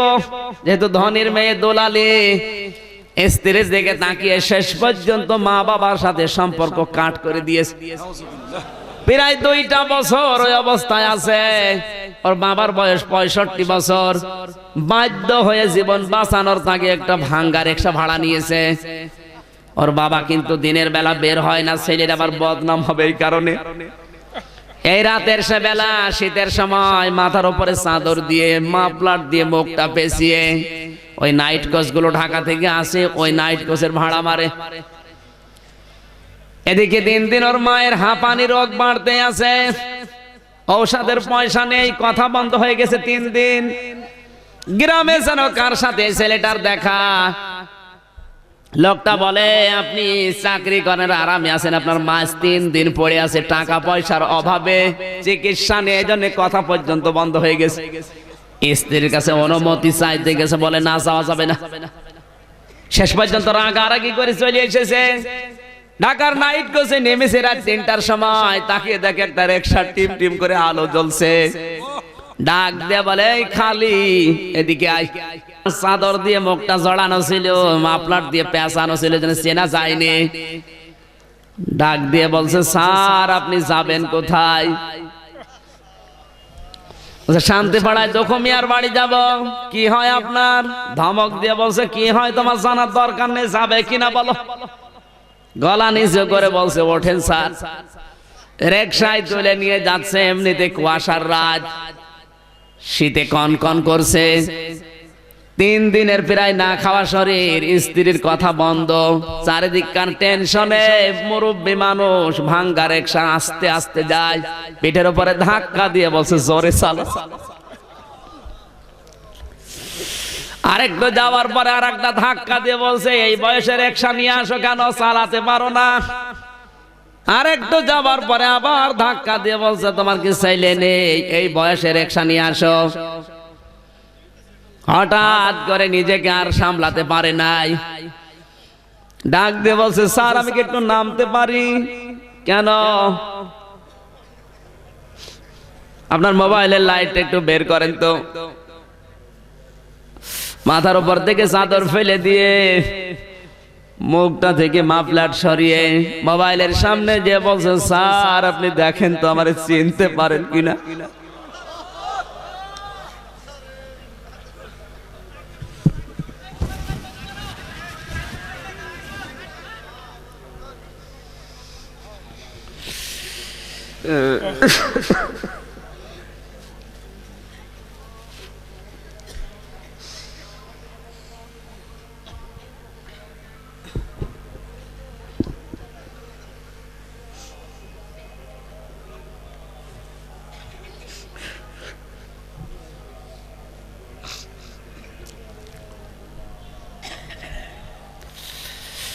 তোমাকে স্যার বানাতে গিয়ে আমার জীবনটা নষ্ট হয়ে গেছে। আমি রোজা রেখে রেখে পরীক্ষার ফিস জোগাড় করেছিলাম, মানুষের জমিতে সারা দিন পরিশ্রম করে তোমার হাতে টাকা দিয়েছিলাম। তুমি স্যার হয়ে আজ 2 বছর আমাদের খোঁজ নাওনি।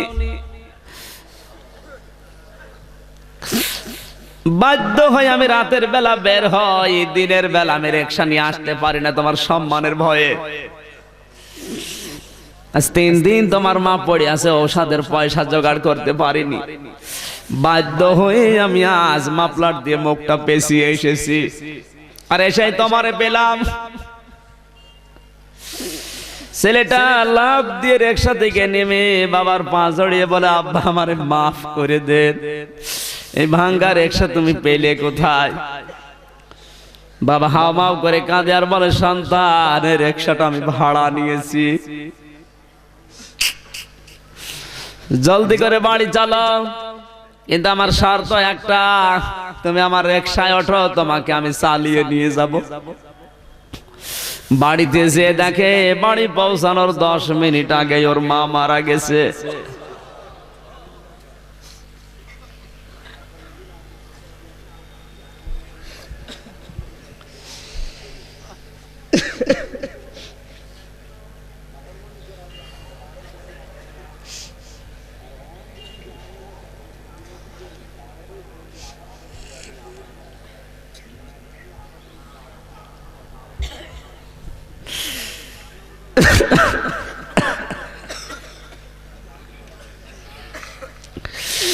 দৃশ্য দেখে বাবাও 2 মিনিটের ভেতরে হার্ট অ্যাটাক করে মারা গেছে।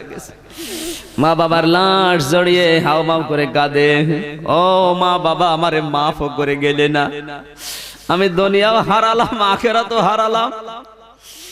বিশ্বনবী এই জন্য হাদিসে জানিয়েছেন, হোমা জান্নাতুকা হোমা নারুকা, মা বাপ তোর জান্নাত, মা বাপ তোর জাহান্নাম। তাম দুনিয়ার সব মানুষ যদি হারিয়ে যায়, একদিন না একদিন আবার পাওয়া যাবে। বন্ধু হারিয়ে গেছে আবার নতুন বন্ধু হবে, বান্ধবী হারিয়ে গেছে আবার নতুন বান্ধবী হবে, বউ মারা গেছে আবার বিয়ে দিলে বউ পাবে।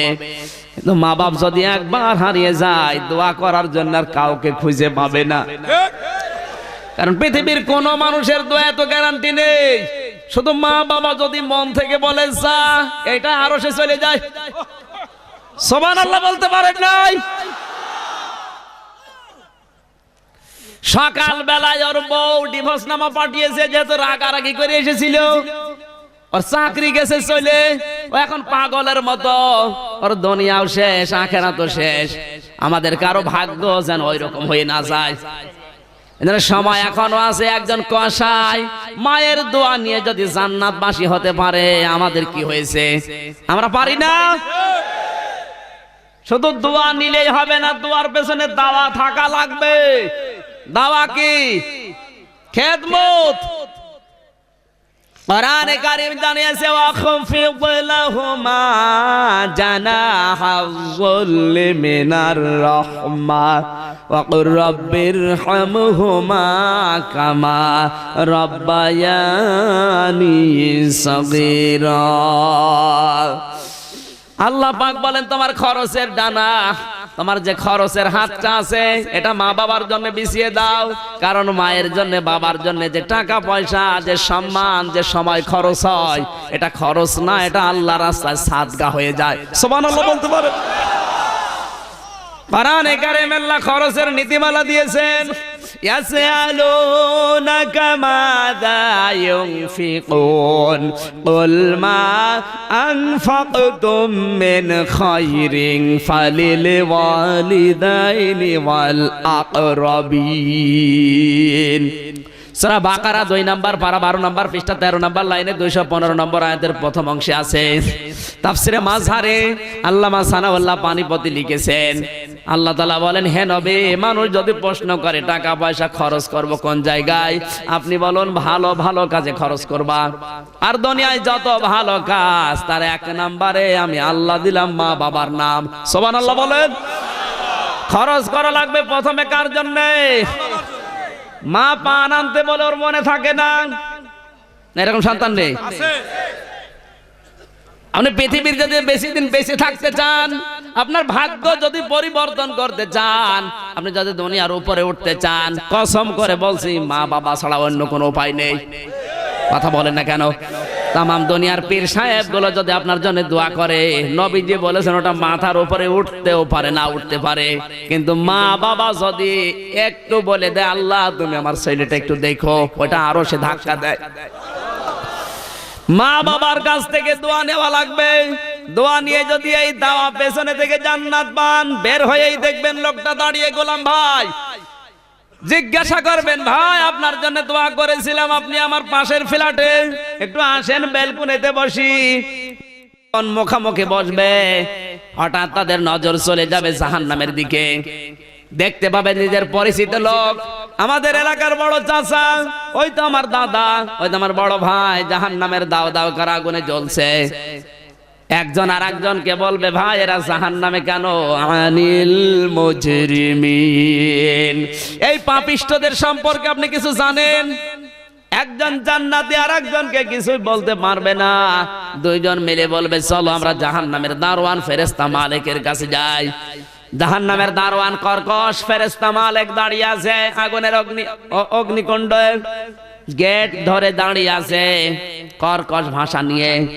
জান্নাতি দুইজন মানুষ যে বলবে, ভাই ওই যে জাহান্নামে জ্বলছে আমাদের পরিচিত মানুষ, ওরা কারা? মা সালাকাকুম ফি সাকার, এরা যে জাহান্নামে পড়ে আছে কোন কারণে আপনি জানেন? মালিক ফেরেশতা বলবে, না আমার জানা নেই, ওদের কাছে জিজ্ঞাসা করেন। এই জান্নাতি মানুষগুলো তখন জাহান্নামের ওই মানুষদেরকে জিজ্ঞাসা করবে, কোন কারণে আপনারা জাহান্নামে? যত মানুষ জাহান্নামে আছে ওরা এক বাক্যে জবাব দেবে, ক্বালু লাম নাকু মিনাল মুসাল্লিন। সবাই বলবে, আমরা নামাজ পড়তাম না। অনোয়াখালীবাসী কান খাড়া করেন, এইটাই আয়াতের শিক্ষা। কোন খ্রিস্টান বলবে আমি নামাজ পড়তাম না, কোন ইহুদি বলবে, কোন হিন্দু বলবে, কোন মুশরিক বলবে, কারণ ওরা তো নামাজই পড়ে না, ওদের নামাজই নেই। বলবে কারা? বলেন। তাহলে যে মুসলমান দাবি করার পরও নামাজ পড়ে না, সে যে দলের লোক হয় হোক, ও জাহান্নামে যাবে। আর কারো ফতোয়া লাগবে? এ ফতোয়া কার? নামাজ যারা পড়বে না, সে যে দলের লোক হোক, ও জাহান্নামে যাবে। মুসা আলাইহিস সালামের কাছে এক যুবতী মেয়ে এসে বলে, আল্লাহর নবী আমি জিনা করেছিলাম, গর্ভবতী হয়েছিলাম, পেটে সন্তান জন্ম হয়েছে আমার, ওর আছাড় দিয়ে মেরে ফেলেছি, আমার মতো গুনাহগার কেউ আছে? আমার এই অপরাধ মাফ হবে? আল্লাহর নবী মুসা আল্লাহর ওহীর অপেক্ষা না করে বলে দিলেন, না তোমার মাফ হবে না। তোমার মতো নিকৃষ্ট দুনিয়ার কেউ নেই। একদিকে জিনা করা, এরপরে গর্ভবতী অবৈধ হওয়া, এরপরে সন্তান জন্ম দেওয়া জারজ, এরপর আবার আছাড় দিয়ে মেরে ফেলা। তোমার মতো অপরাধী দুনিয়ায় কেউ নেই। মেয়েটি নিজের কপালের ভেতরে আঘাত করার বলে, আল্লাহ যৌবন তুমি জাহান্নামের জন্য দিয়েছিলে। হঠাৎ আজরাইল জিবরাইল আলাইহিস সালাম এসে বলে, আল্লাহর নবী মুসা, এই মহিলার চাইতে নিকৃষ্ট মানুষ দুনিয়ায় আছে। মুসা নবী আশ্চর্য হয়ে গেলেন, ডাক দিয়ে বলে, ইয়া আখি জিবরাইল, হে ভাই জিবরাইল, কি বলেন আপনি? এই মহিলার চাইতে নিকৃষ্ট আবার কে? জিবরাইল বলে, আল্লাহর নবী মুসা, এই কথা জানার জন্য আমার আল্লাহ আমাকে পাঠিয়েছে। এই মহিলার চাইতে নিকৃষ্ট মানুষ আমার আল্লাহর কাছে তারা যারা সুস্থ থাকার পরও নামাজ পড়ে না। নামাজ না পড়া মানুষ হত্যা করার চাইতেও খারাপ কাজ, নামাজ না পড়া জিনা করার চাইতেও খারাপ কাজ। কথা বলুন। মুসলমান দাবি করলেও যারা নামাজ পড়ে না, যে দলের লোক হয় হোক, যাবে কোথায়? আসতে বলে, যতদিন আজরাইল না আসে নামাজ আর ছেড়ে দেব না, এ ওয়াদা কারা পারবেন দেখি? লিল্লাহি তাকবীর। দেখেন তো হাত তোলেনি কে? দেখেন তো হাত তোলেনি কে? দেখেন, হাত নামান। এত কষ্ট দেওয়ার দরকার নেই।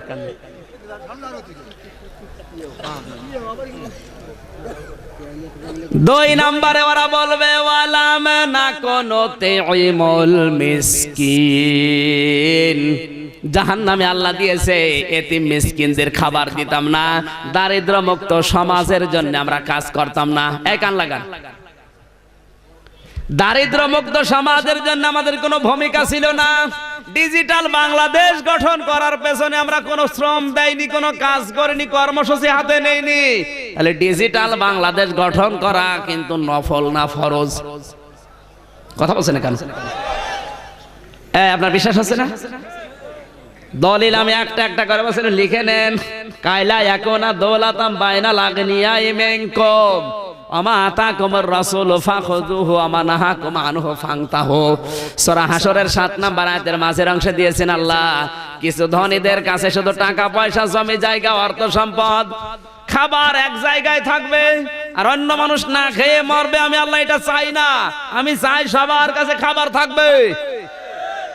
প্রধানমন্ত্রীকে জিজ্ঞাসা করেন, শেখ হাসিনা প্রধানমন্ত্রী এই কথাই বলবে যে শুধু আমি নিজে খেয়ে থাকবো আমি চাই না, সবাই খেয়ে থাকবে, দারিদ্র এবং ক্ষুধামুক্ত বাংলাদেশ গঠন করা আমাদের অঙ্গীকার। এটি প্রধানমন্ত্রী শেখ হাসিনা মোড়ে মোড়ে লেখা থাকে না?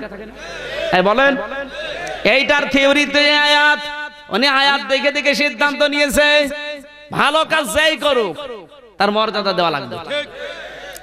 ডিজিটাল বাংলাদেশ গঠন করার জন্য যে স্বপ্ন দেখেছেন তিনি অবশ্যই কোরআনের আয়াত দিয়েই করেছেন, যেন মুসলমানের নেই। এক কথা বলছেন না কেন? 16 কোটি মানুষের জননী প্রধানমন্ত্রী শেখ হাসিনা যে স্বপ্ন দেখেছে এটা বাস্তবায়নের জন্য যে কাজ করবে না, সে যে দলের লোক হয় হোক ও জাহান্নামে যাবে।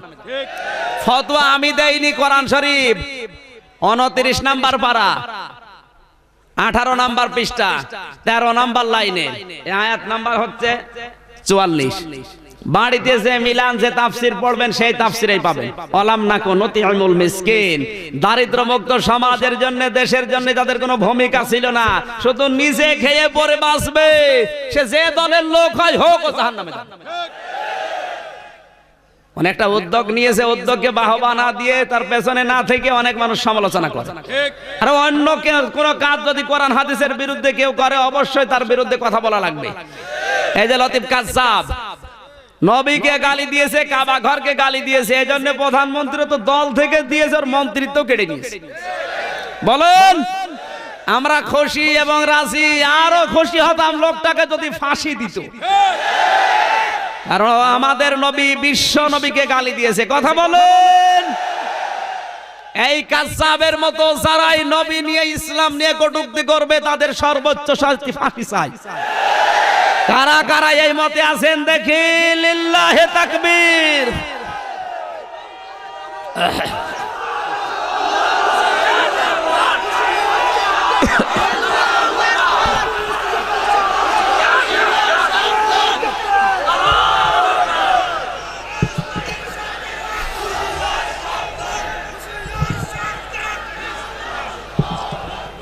আমার ভাইরা, আমার শিক্ষা দেওয়ার বিষয় ছিল এই, পৃথিবীতে ডিজিটাল করার জন্য শুধু একা একা তিনি পারবে না, 16 কোটি মানুষ আমাদের এক হওয়া লাগবে।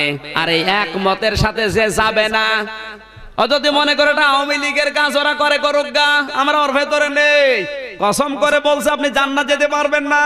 কারণ ডিজিটাল মানে চলমান, ডিজিটাল মানে গতিময়, ডিজিটাল মানে একটার পরে একটা 99টা অর্থ হয় ডিজিটাল। কিন্তু এই থিওরি যদি বাস্তবায়ন করেন শুধু নিজে খাবো অন্য না খেয়ে মরুক, আপনি আগে জাহান্নামে যাবেন। কথা বলুন, সামাজিক জীবনও ডিজিটাল করা লাগবে। অনেক ধনী মানুষ আছে শুধু নিজের আখের গোছাচ্ছে। আল্লাহর নবী বলেন, আমার কোন উম্মত যদি ধনী হয়, কমপক্ষেও নিজে যখন এশার নামাজ পড়ে বাড়িতে ঘুমাতে যাবে 40টা ঘরের খোঁজ নিয়ে ঘুমাবে। এরকম ধনী উম্মত এখন ঘরে ঘরে। পুরা নোয়াখালী খুঁজে দেখেন তো পাওয়া যায় কিনা। আমরা ডিজিটালি বুঝি না অনেকে। প্রধানমন্ত্রী শেখ হাসিনা যদি এই থিওরি কোরআনের আয়াত নিয়ে দিয়ে থাকে অবশ্যই ধন্যবাদ পাওয়ার যোগ্য, কিন্তু এটা বাস্তবায়ন করার জন্য আমার আল্লাহ থিওরি দিয়েছেন ডিজিটাল করতে চাও, ওমা আতাকুমুর রাসূলু ফাখুযুহু ওমা নাহাকুম আনহু ফান্তাহু। আমার নবী যা দিয়েছে সেগুলো আঁকড়িয়ে ধরা লাগবে, নবী যেটা নিষেধ করে ওটা ছেড়ে দেওয়া লাগবে। আল্লাহর নবী জানিয়েছেন উম্মতরা সুদ ভিত্তিক অর্থনীতি বর্জন করো, যাকাত ভিত্তিক অর্থনীতি কামড়িয়ে ধরো। কথা বলছে না কেন? এখন যদি যাকাত বিদায় করে দিয়ে সুদ আঁকড়িয়ে ধরে ডিজিটাল হবে না টাল হবে? আব্দুল্লাহ বিন মুবারকের জীবনে দেখলাম এত বড় আলেম ছিল, তার নাম জানে না এমন কোন আলেম দুনিয়ায় নেই। তিনি একবার হজে যাওয়ার জন্য মনস্থ করলেন, টাকা পয়সা পর্যন্ত গোছানো হয়ে গেছে, বেডিং খেতা বাধা শেষ। হঠাৎ তাকিয়ে দেখে তার 7 বছরের ছেলে কাঁদতেছে। জিজ্ঞাসা করে, বাবা কাঁদো কেন? ছেলেটা বলে, আব্বা আমি ওই পাড়ায় গিয়েছিলাম, দেখি ওরা মাংস রান্না করে খাচ্ছে, আমি চেয়েছি আমারে দিল না, ঘাড়ে ধাক্কা দিয়ে তাড়িয়ে দিল, আমার মনে দুঃখ লেগেছে, এই জন্য কাঁদতেছি। সন্তানের কান্না থামানোর জন্য নিয়ে গেলেন, হাতটা ধরে বাড়িতে সালাম দিলেন, আসসালামু আলাইকুম ইয়া আহলাল বাইত। বাড়ির ভেতর থেকে মালিক বেরিয়ে দেখে আব্দুল্লাহ বিন মোবারক ছেলে নিয়ে দাঁড়ানো। বলে হুজুর এত বড় আলেম আমার বাড়ির সামনে আসেন, আমার বাড়ির ভেতরে কি খেদমত করব আপনার? হযরতে মোবারক বলে বন্ধু আমি ব্যস্ত মানুষ, বাড়ির ভেতরে যাওয়ার মতো সময় আমার হাতে নেই, আমি হজে যাচ্ছিলাম। তোমাদের বাড়িতে মাংস রান্না হয়েছে? বলে হ্যাঁ। আমার এই ছেলেটা এসেছিল? বলে হ্যাঁ। চেয়েছিল? বলে হ্যাঁ। দাও নাই কেন? কথা বলে না। চোখের পানি ফেলে দিয়ে বলে হুজুর দুঃখের কথা বলবো কি, আজ 3 দিন পর্যন্ত আমার চুলায় কোনো আগুনই চলে না। আমি ময়দানে গিয়েছিলাম কাজের সন্ধানে, কিন্তু কাজ পাইনি। প্রতিমধ্যে আসার সময় দেখি একটা মরা গরু পড়ে আছে। রাস্তার আশপাশে মানুষ দেখতে না পেয়ে চামড়া ছিলে কিছু মাংস নিয়ে এসেছি। জীবন বাঁচানোর তাগিদে আমার পরিবারস্থ লোকদেরকে সিদ্ধ করে খাওয়াচ্ছিলাম। আপনার ছেলেটা এসে হাজির, আপনি তো ধনী মানুষ, যাকাত ফিতরায় খান না, এই মরা গরুর মাংস খাবেন? বারবার ওকে ফেরত দিয়েছি, ও ছোট মানুষ যায় না, এই জন্য ঘাড়ে ধাক্কা দিয়ে বের করে দিয়েছি। মরা গরুর মাংস যদি আপনার ছেলেকে না দিয়ে ভুল করে থাকি, মেহেরবানি করে আমারে মাফ করে দেন। হযরতে মোবারক কেঁদে ফেললেন। এক দৌড়ে বাড়িতে গেলেন, হজে যাওয়ার টাকাগুলো লোকটার হাতে এনে দিয়ে বলে ভাই আমি ফরজ হজ করেছি, নফল হজে যাচ্ছিলাম, আমার দরকার নেই। এই টাকাগুলো নিয়ে আপনি পরিবারস্থ লোকদেরকে খাবার কিনে খাওয়ান, বাকি টাকা ব্যবসা বাণিজ্য করে প্রতিষ্ঠিত হন। কোনো দিন এই টাকা আমার আর দেওয়া লাগবে না। আপনি আমার এলাকায় বসবাস করেন, এত কষ্টে আছেন, আমি খোঁজ নিতে পারি নাই। কিয়ামতের দিন আপনি আমাকে কাঠগড়ায় দাঁড় করাবেন না, আল্লাহর রাস্তায় টাকাগুলো আপনার দান করে দিলাম। 45 দিন পর হযরতে মোবারকের বন্ধু এসে বলে মোবারক তুমি হজ থেকে কবে আসলে? হযরতে মোবারক বলে বন্ধু এবার তো আমি হজে যাইনি। কি বলো তুমি? আমি যখন আল্লাহর ঘর তাওয়াফ করে দেখলাম তুমি আমার সামনে, আমি যখন সাফা মারওয়া দৌড়াদৌড়ি করে দেখলাম তুমি আমার সামনে দৌড়াচ্ছ, আমি যখন মিনা মুজদালিফায় যাই দেখলাম তুমি আমার সামনে আছো। তাড়াতাড়ি বলো তুমি হজ থেকে আসলে কবে? মোবারক বলে বন্ধু আমি সত্যি হজে যাইনি, হজের টাকাগুলো আমার এক গরিব প্রতিবেশীকে দিয়ে দিয়েছি। ওই রাতে তাকে স্বপ্ন দেখানো হচ্ছে মোবারক তুমি হজে আসো নাই, তাতে কি হয়েছে?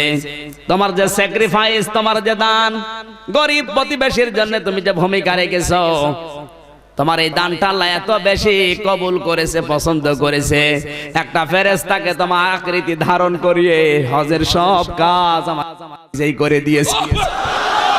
আর এই বছরে আরাফাতের ময়দানে যত লক্ষ লক্ষ মানুষ হজ করতে এসেছে, তোমার এই দানের ওসিলায় আমার আল্লাহ সবার হজ কবুল করে নিয়েছে। শুধু নিজে খেয়ে পরে বাঁচবেন, নিজের দলের লোক খেয়ে থাকবে, অন্য দলের লোক না খেয়ে মারা যাবে, এর নাম ডিজিটাল। এটা সামাজিক জীবনের ডিজিটাল। এটা যারা করার জন্য ভূমিকা নেবে না, উদ্যোগ নেবে না, কর্মসূচি হাতে নেবে না, সে যে দল করুক জাহান্নামে যাবে। এই কথা বলুন। আজ আমাদের কোনো উদ্যোগ নেই, কর্মসূচি নেই, প্রধানমন্ত্রী একা একা কি করবে? যে যেখানে আছে আজ টাকাওয়ালা মানুষগুলো আমার মনে হয় বারবার উনি হজে যাচ্ছে, অনেকে 14 বার 16 বার 100 বার করে হজ করে। কি দরকার আপনার? ফরজ তো জীবনে একবার, বাকি টাকা নিয়ে এলাকায় যদি 10টা পরিবার আপনি এস্টাবলিশ করে দিতে পারেন, আল্লাহর আরশ আপনার প্রতি খুশি হয়ে যাবে। এইটার নাম ইসলাম। আর সবাই যে যেখানে আছে টাকাওয়ালা লোক, এই মানুষগুলো যদি এগিয়ে আসে, আমার মনে হয় বাংলাদেশ ডিজিটাল করতে 41 সাল না 41 ঘন্টায় যথেষ্ট। অকন্না নাখুদ মাল খায়দিন, ওরা বলবে জাহান্নামে আল্লাহ দিয়েছে, এই কারণে আমরা সমালোচনা করতাম বেশি। আজ তো সমালোচনা নেই, আছে মানে আপনি চার দোকানে যান, 180 মাইল বেগে চালাচ্ছে, চার দোকানে বসে বসে আলেমদের ভুল ধরে, অথচ পেটে বোম মারলে আলেম বলতে পারে না। আলেমের ভুল যদি আলেম ধরে মেনে নেওয়া যায়, ও দণ্ড মূর্খ, কিচ্ছু বোঝে না, আলেমের ভুল ধরে মেনে নেওয়া যায় না।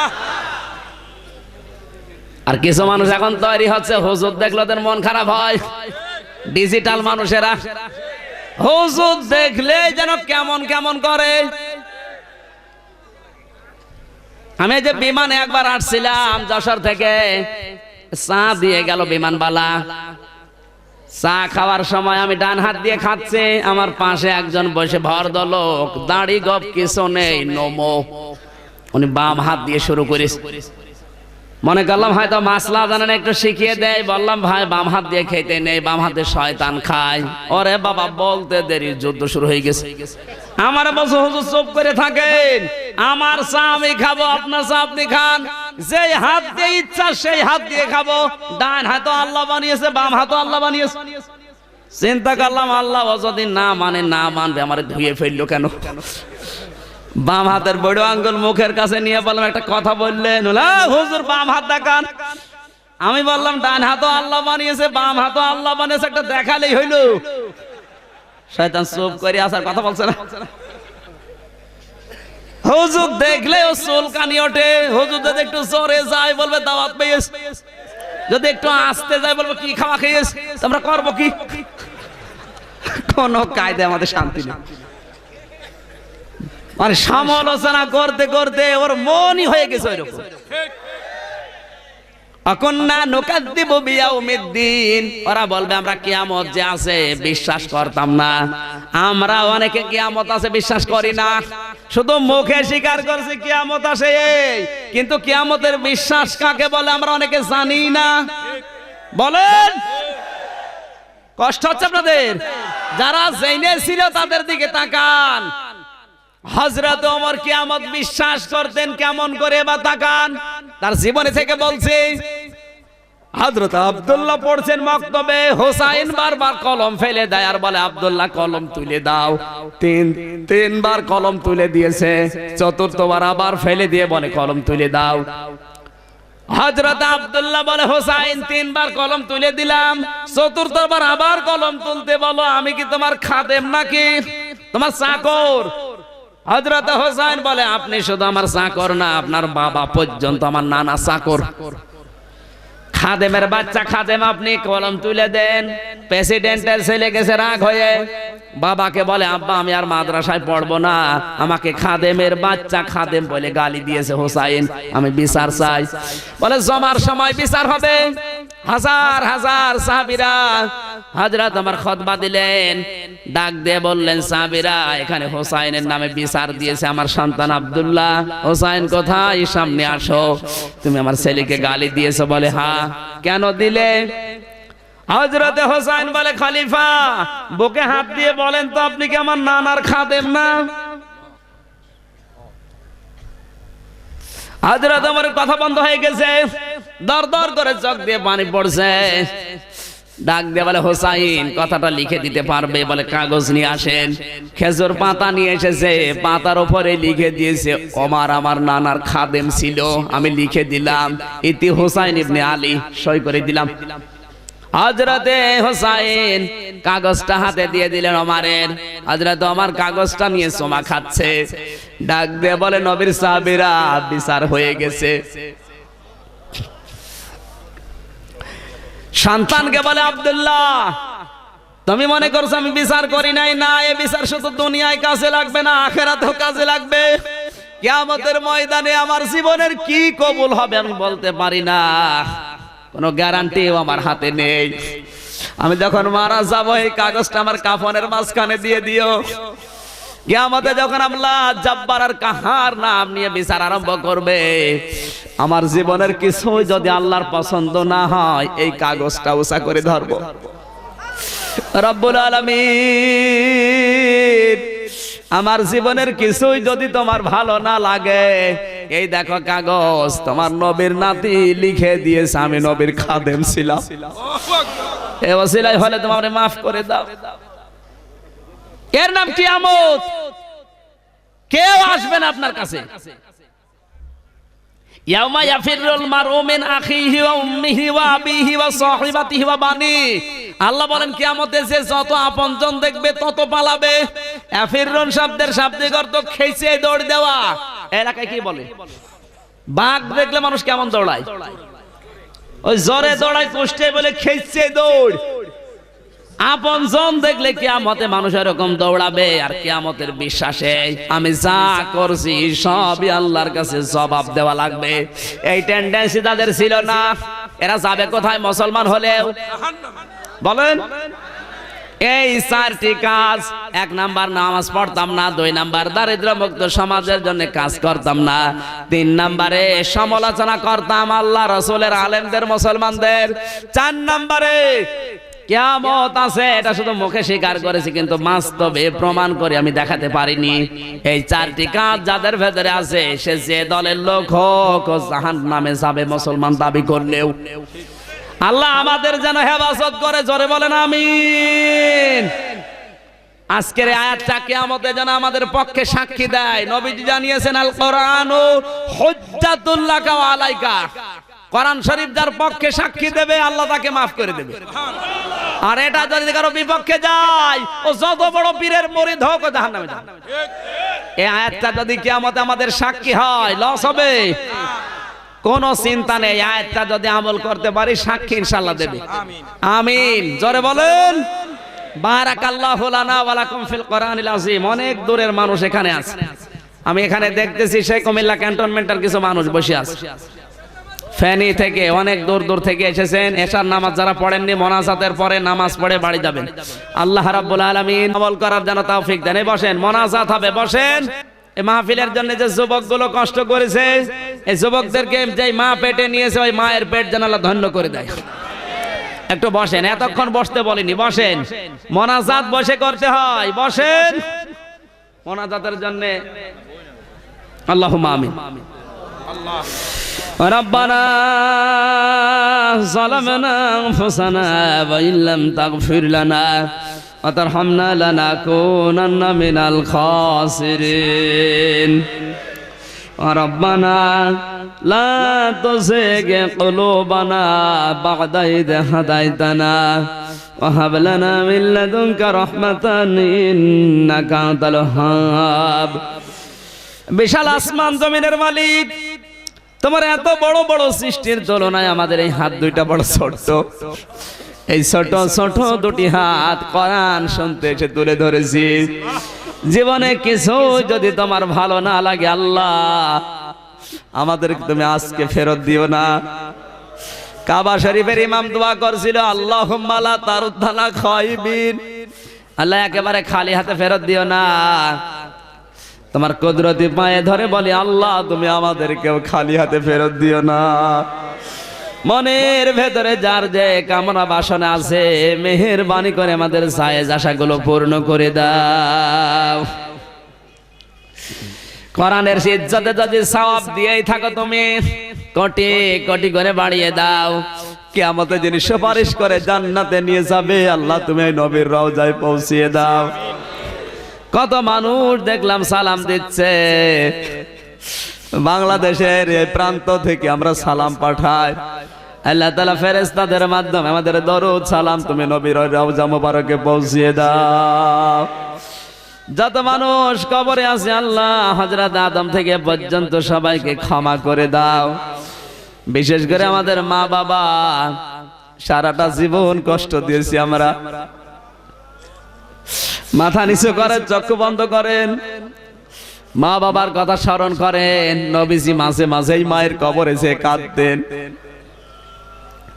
সাহাবীরা বলে হুজুর আপনি কাঁদেন কেন? বিশ্ব নবী বলেন সাহাবীরা আমার মায়ের ওই ছোট্ট বেলার আদরের কথা আমার মনে পড়ে গেছে। মা বাবার ছোট্ট বেলার আদরের কথা মনে করেন, মাথা নিচু করেন, মন থেকে দোয়া করেন রব্বির হামহুমা কামা রব্বায়ানি সগীরা। সারাটা জীবন বাবাকে কষ্ট দিয়েছি, পিঠের চামড়া পর্যন্ত কালো বানিয়ে ফেলেছে খাটতে খাটতে। 10টি মাস পেটে নিয়ে ডেলিভারির কষ্ট সহ্য করে দুনিয়ার মুখ যেই মা দেখিয়েছে, এই মা বাবার জন্য যেই সন্তান হাত তুলেছে তাহাজ্জুদের সময় আল্লাহ তুমি মা বাপকে জান্নাত দিয়ে দাও। তোমার হাবিব জানিয়েছে মা বাবার জন্য কোন সন্তান যদি এক ফোঁটা চোখের পানি ফেলতে পারে আল্লাহ মাফ করে দেয়। আল্লাহ তাকিয়ে দেখো তোমার কত গোলাম তার মায়ের জন্য বাবার মহব্বতে কাঁদতেছে। কাঁদেন, মাথা নিচু করে কাঁদেন। আল্লাহ অবশ্যই আমাদের মা বাবাকে মাফ করে দেবে। রব্বুল আলামিন কোরআনের মাহফিলের সভাপতি, আল্লাহ তাআলা এলাকার সর্বজন শ্রদ্ধাভাজন ব্যক্তি বড় ভাই জনাব গোলাম কবির, আল্লাহ তুমি তার মা বাপকে ক্ষমা করে দাও, আল্লাহ তার জীবনের অপরাধগুলো মাফ করে দাও, তাকে ভালো ভালো কাজ করার সুযোগ করে দাও। জনপ্রতিনিধি হওয়ার আকাঙ্ক্ষা পেশ করেছে, আল্লাহ তাআলা মেহেরবানি করে তুমি তার আশা কবুল করো। সম্মানিত সভাপতি, সারাটা জীবন যিনি আমাদের মতো ছাত্রকে পড়িয়েছে, আল্লাহ তাআলা জাইনাল আবেদিন এই মাস্টার সাহেবকে কবুল করে নাও। যত জ্ঞান ছড়িয়েছে সারাটা জীবন, এই জ্ঞানগুলো তুমি ইসলামের কাছে লাগাও। সিলাদি যুব সমাজ, আল্লাহ তাআলা কোরআনের জন্য যে বিশাল আয়োজন করেছে, প্রবাসে যারা আছে লক্ষ লক্ষ টাকা কোরআনে মাহফিলের জন্য যারা পাঠিয়েছে, হাজার হাজার টাকা, এই টাকাগুলো কোরআনের প্রচারের জন্য তুমি কবুল করে নাও। রব্বুল আলামিন হারুন ভাই সহ তার ছেলের জন্য দোয়া চেয়েছে, আল্লাহ তাআলা মেহেরবানি করে তাকে তুমি কবুল করো। সামনে পরীক্ষা দেবে অনেকে, এসএসসি দাখিল, আমাদের সন্তানাদি ছেলে মেয়ে যাদের পরীক্ষায় আছে মেধা স্মৃতি খুলে দাও। আল্লাহ তাআলা আমাদের জীবনের অপরাধের দিকে তাকালে হয়তো তোমার মাফ করতে ইচ্ছে করবে না, অপরাধগুলো দেখো না, তোমার রহমতের দিকে তাকাও, জিন্দেগীর গুনাহগুলো মাফ করে দাও। বিশেষ করে এই যুবকদেরকে যেই মা পেটে নিয়েছে, আল্লাহ রাকিব ভাই, আলাউদ্দিন ভাই, সালাউদ্দিন ভাই, আবু সালে ভাই সহ নাম না জানা যত যুবক আজকের মাহফিলের জন্য শ্রম দিল, এই স্বেচ্ছাসেবক গুলোকে ওমরের মতো কবুল করে নাও। মা বোনেরা বসে আছে পর্দার আড়ালে, এদেরকে খাদিজার মতো, আয়েশার মতো বানিয়ে দাও। আগামীতে এই মাহফিল কোরআনের জন্য বিশাল আকারে কবুল করে নাও। যারা টাকা দিয়ে, পয়সা দিয়ে, শ্রম দিয়ে, সময় দিয়ে, লাইট মাইক দিয়ে, সামিয়ানা দিয়ে, স্যাটেলাইট দিয়ে কোরআনের শরীফ বৃদ্ধি করার জন্য এগিয়েছে, আল্লাহ তুমি তোমার রহমত নিয়ে এদের দিকে এগিয়ে যাও। আমার কণ্ঠটা ভালো রাখো, কোরআন প্রচার করার জন্য, কোরআন বোঝানোর জন্য যে যোগ্যতা দরকার আমারে দিয়ে দাও। সুবহানা রাব্বিকা রাব্বিল ইজ্জাতি আম্মা ইয়াসিফুন ওয়া সালামুন আলাল মুরসালিন আলহামদুলিল্লাহি রাব্বিল আলামিন। মরণ যেদিন আসবে তোমার এই পবিত্র কালেমা আমাদের নাপাক জবানে দিয়ে দিও, লা ইলাহা ইল্লাল্লাহু মুহাম্মাদুর রাসূলুল্লাহ।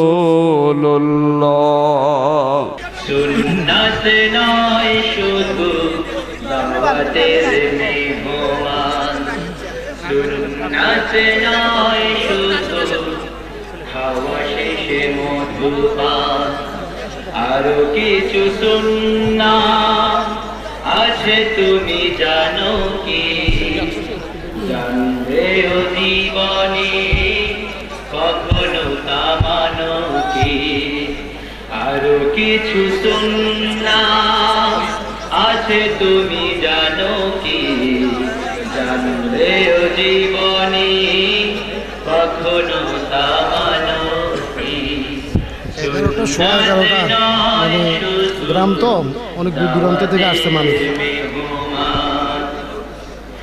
সুন্নাত শুধু নয় মজলুম সহায়ক, সুন্নাত ওহুদের জালিমের প্রতিরোধ, সুন্নাত শুধু নয় নির্জনে ধ্যানে যাওয়া, আর সুন্নাত হলো পাথরে আঘাত খাওয়া।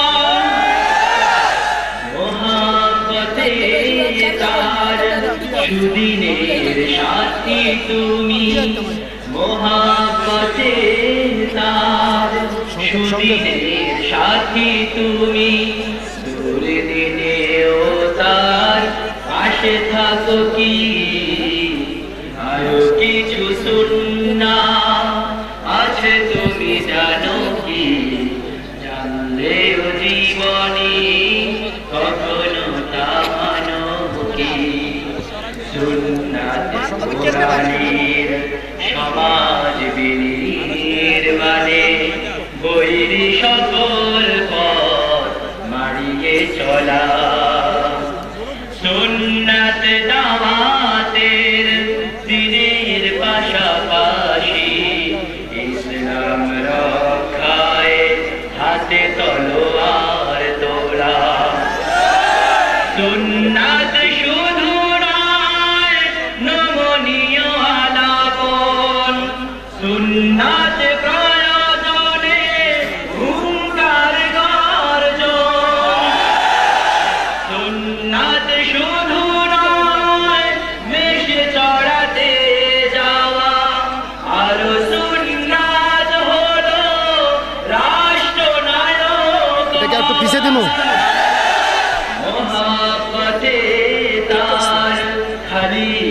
মোরালে মোহাম্মতে তার খালিদ মোরালে আবু বকরের মতো পাশে থাকো কি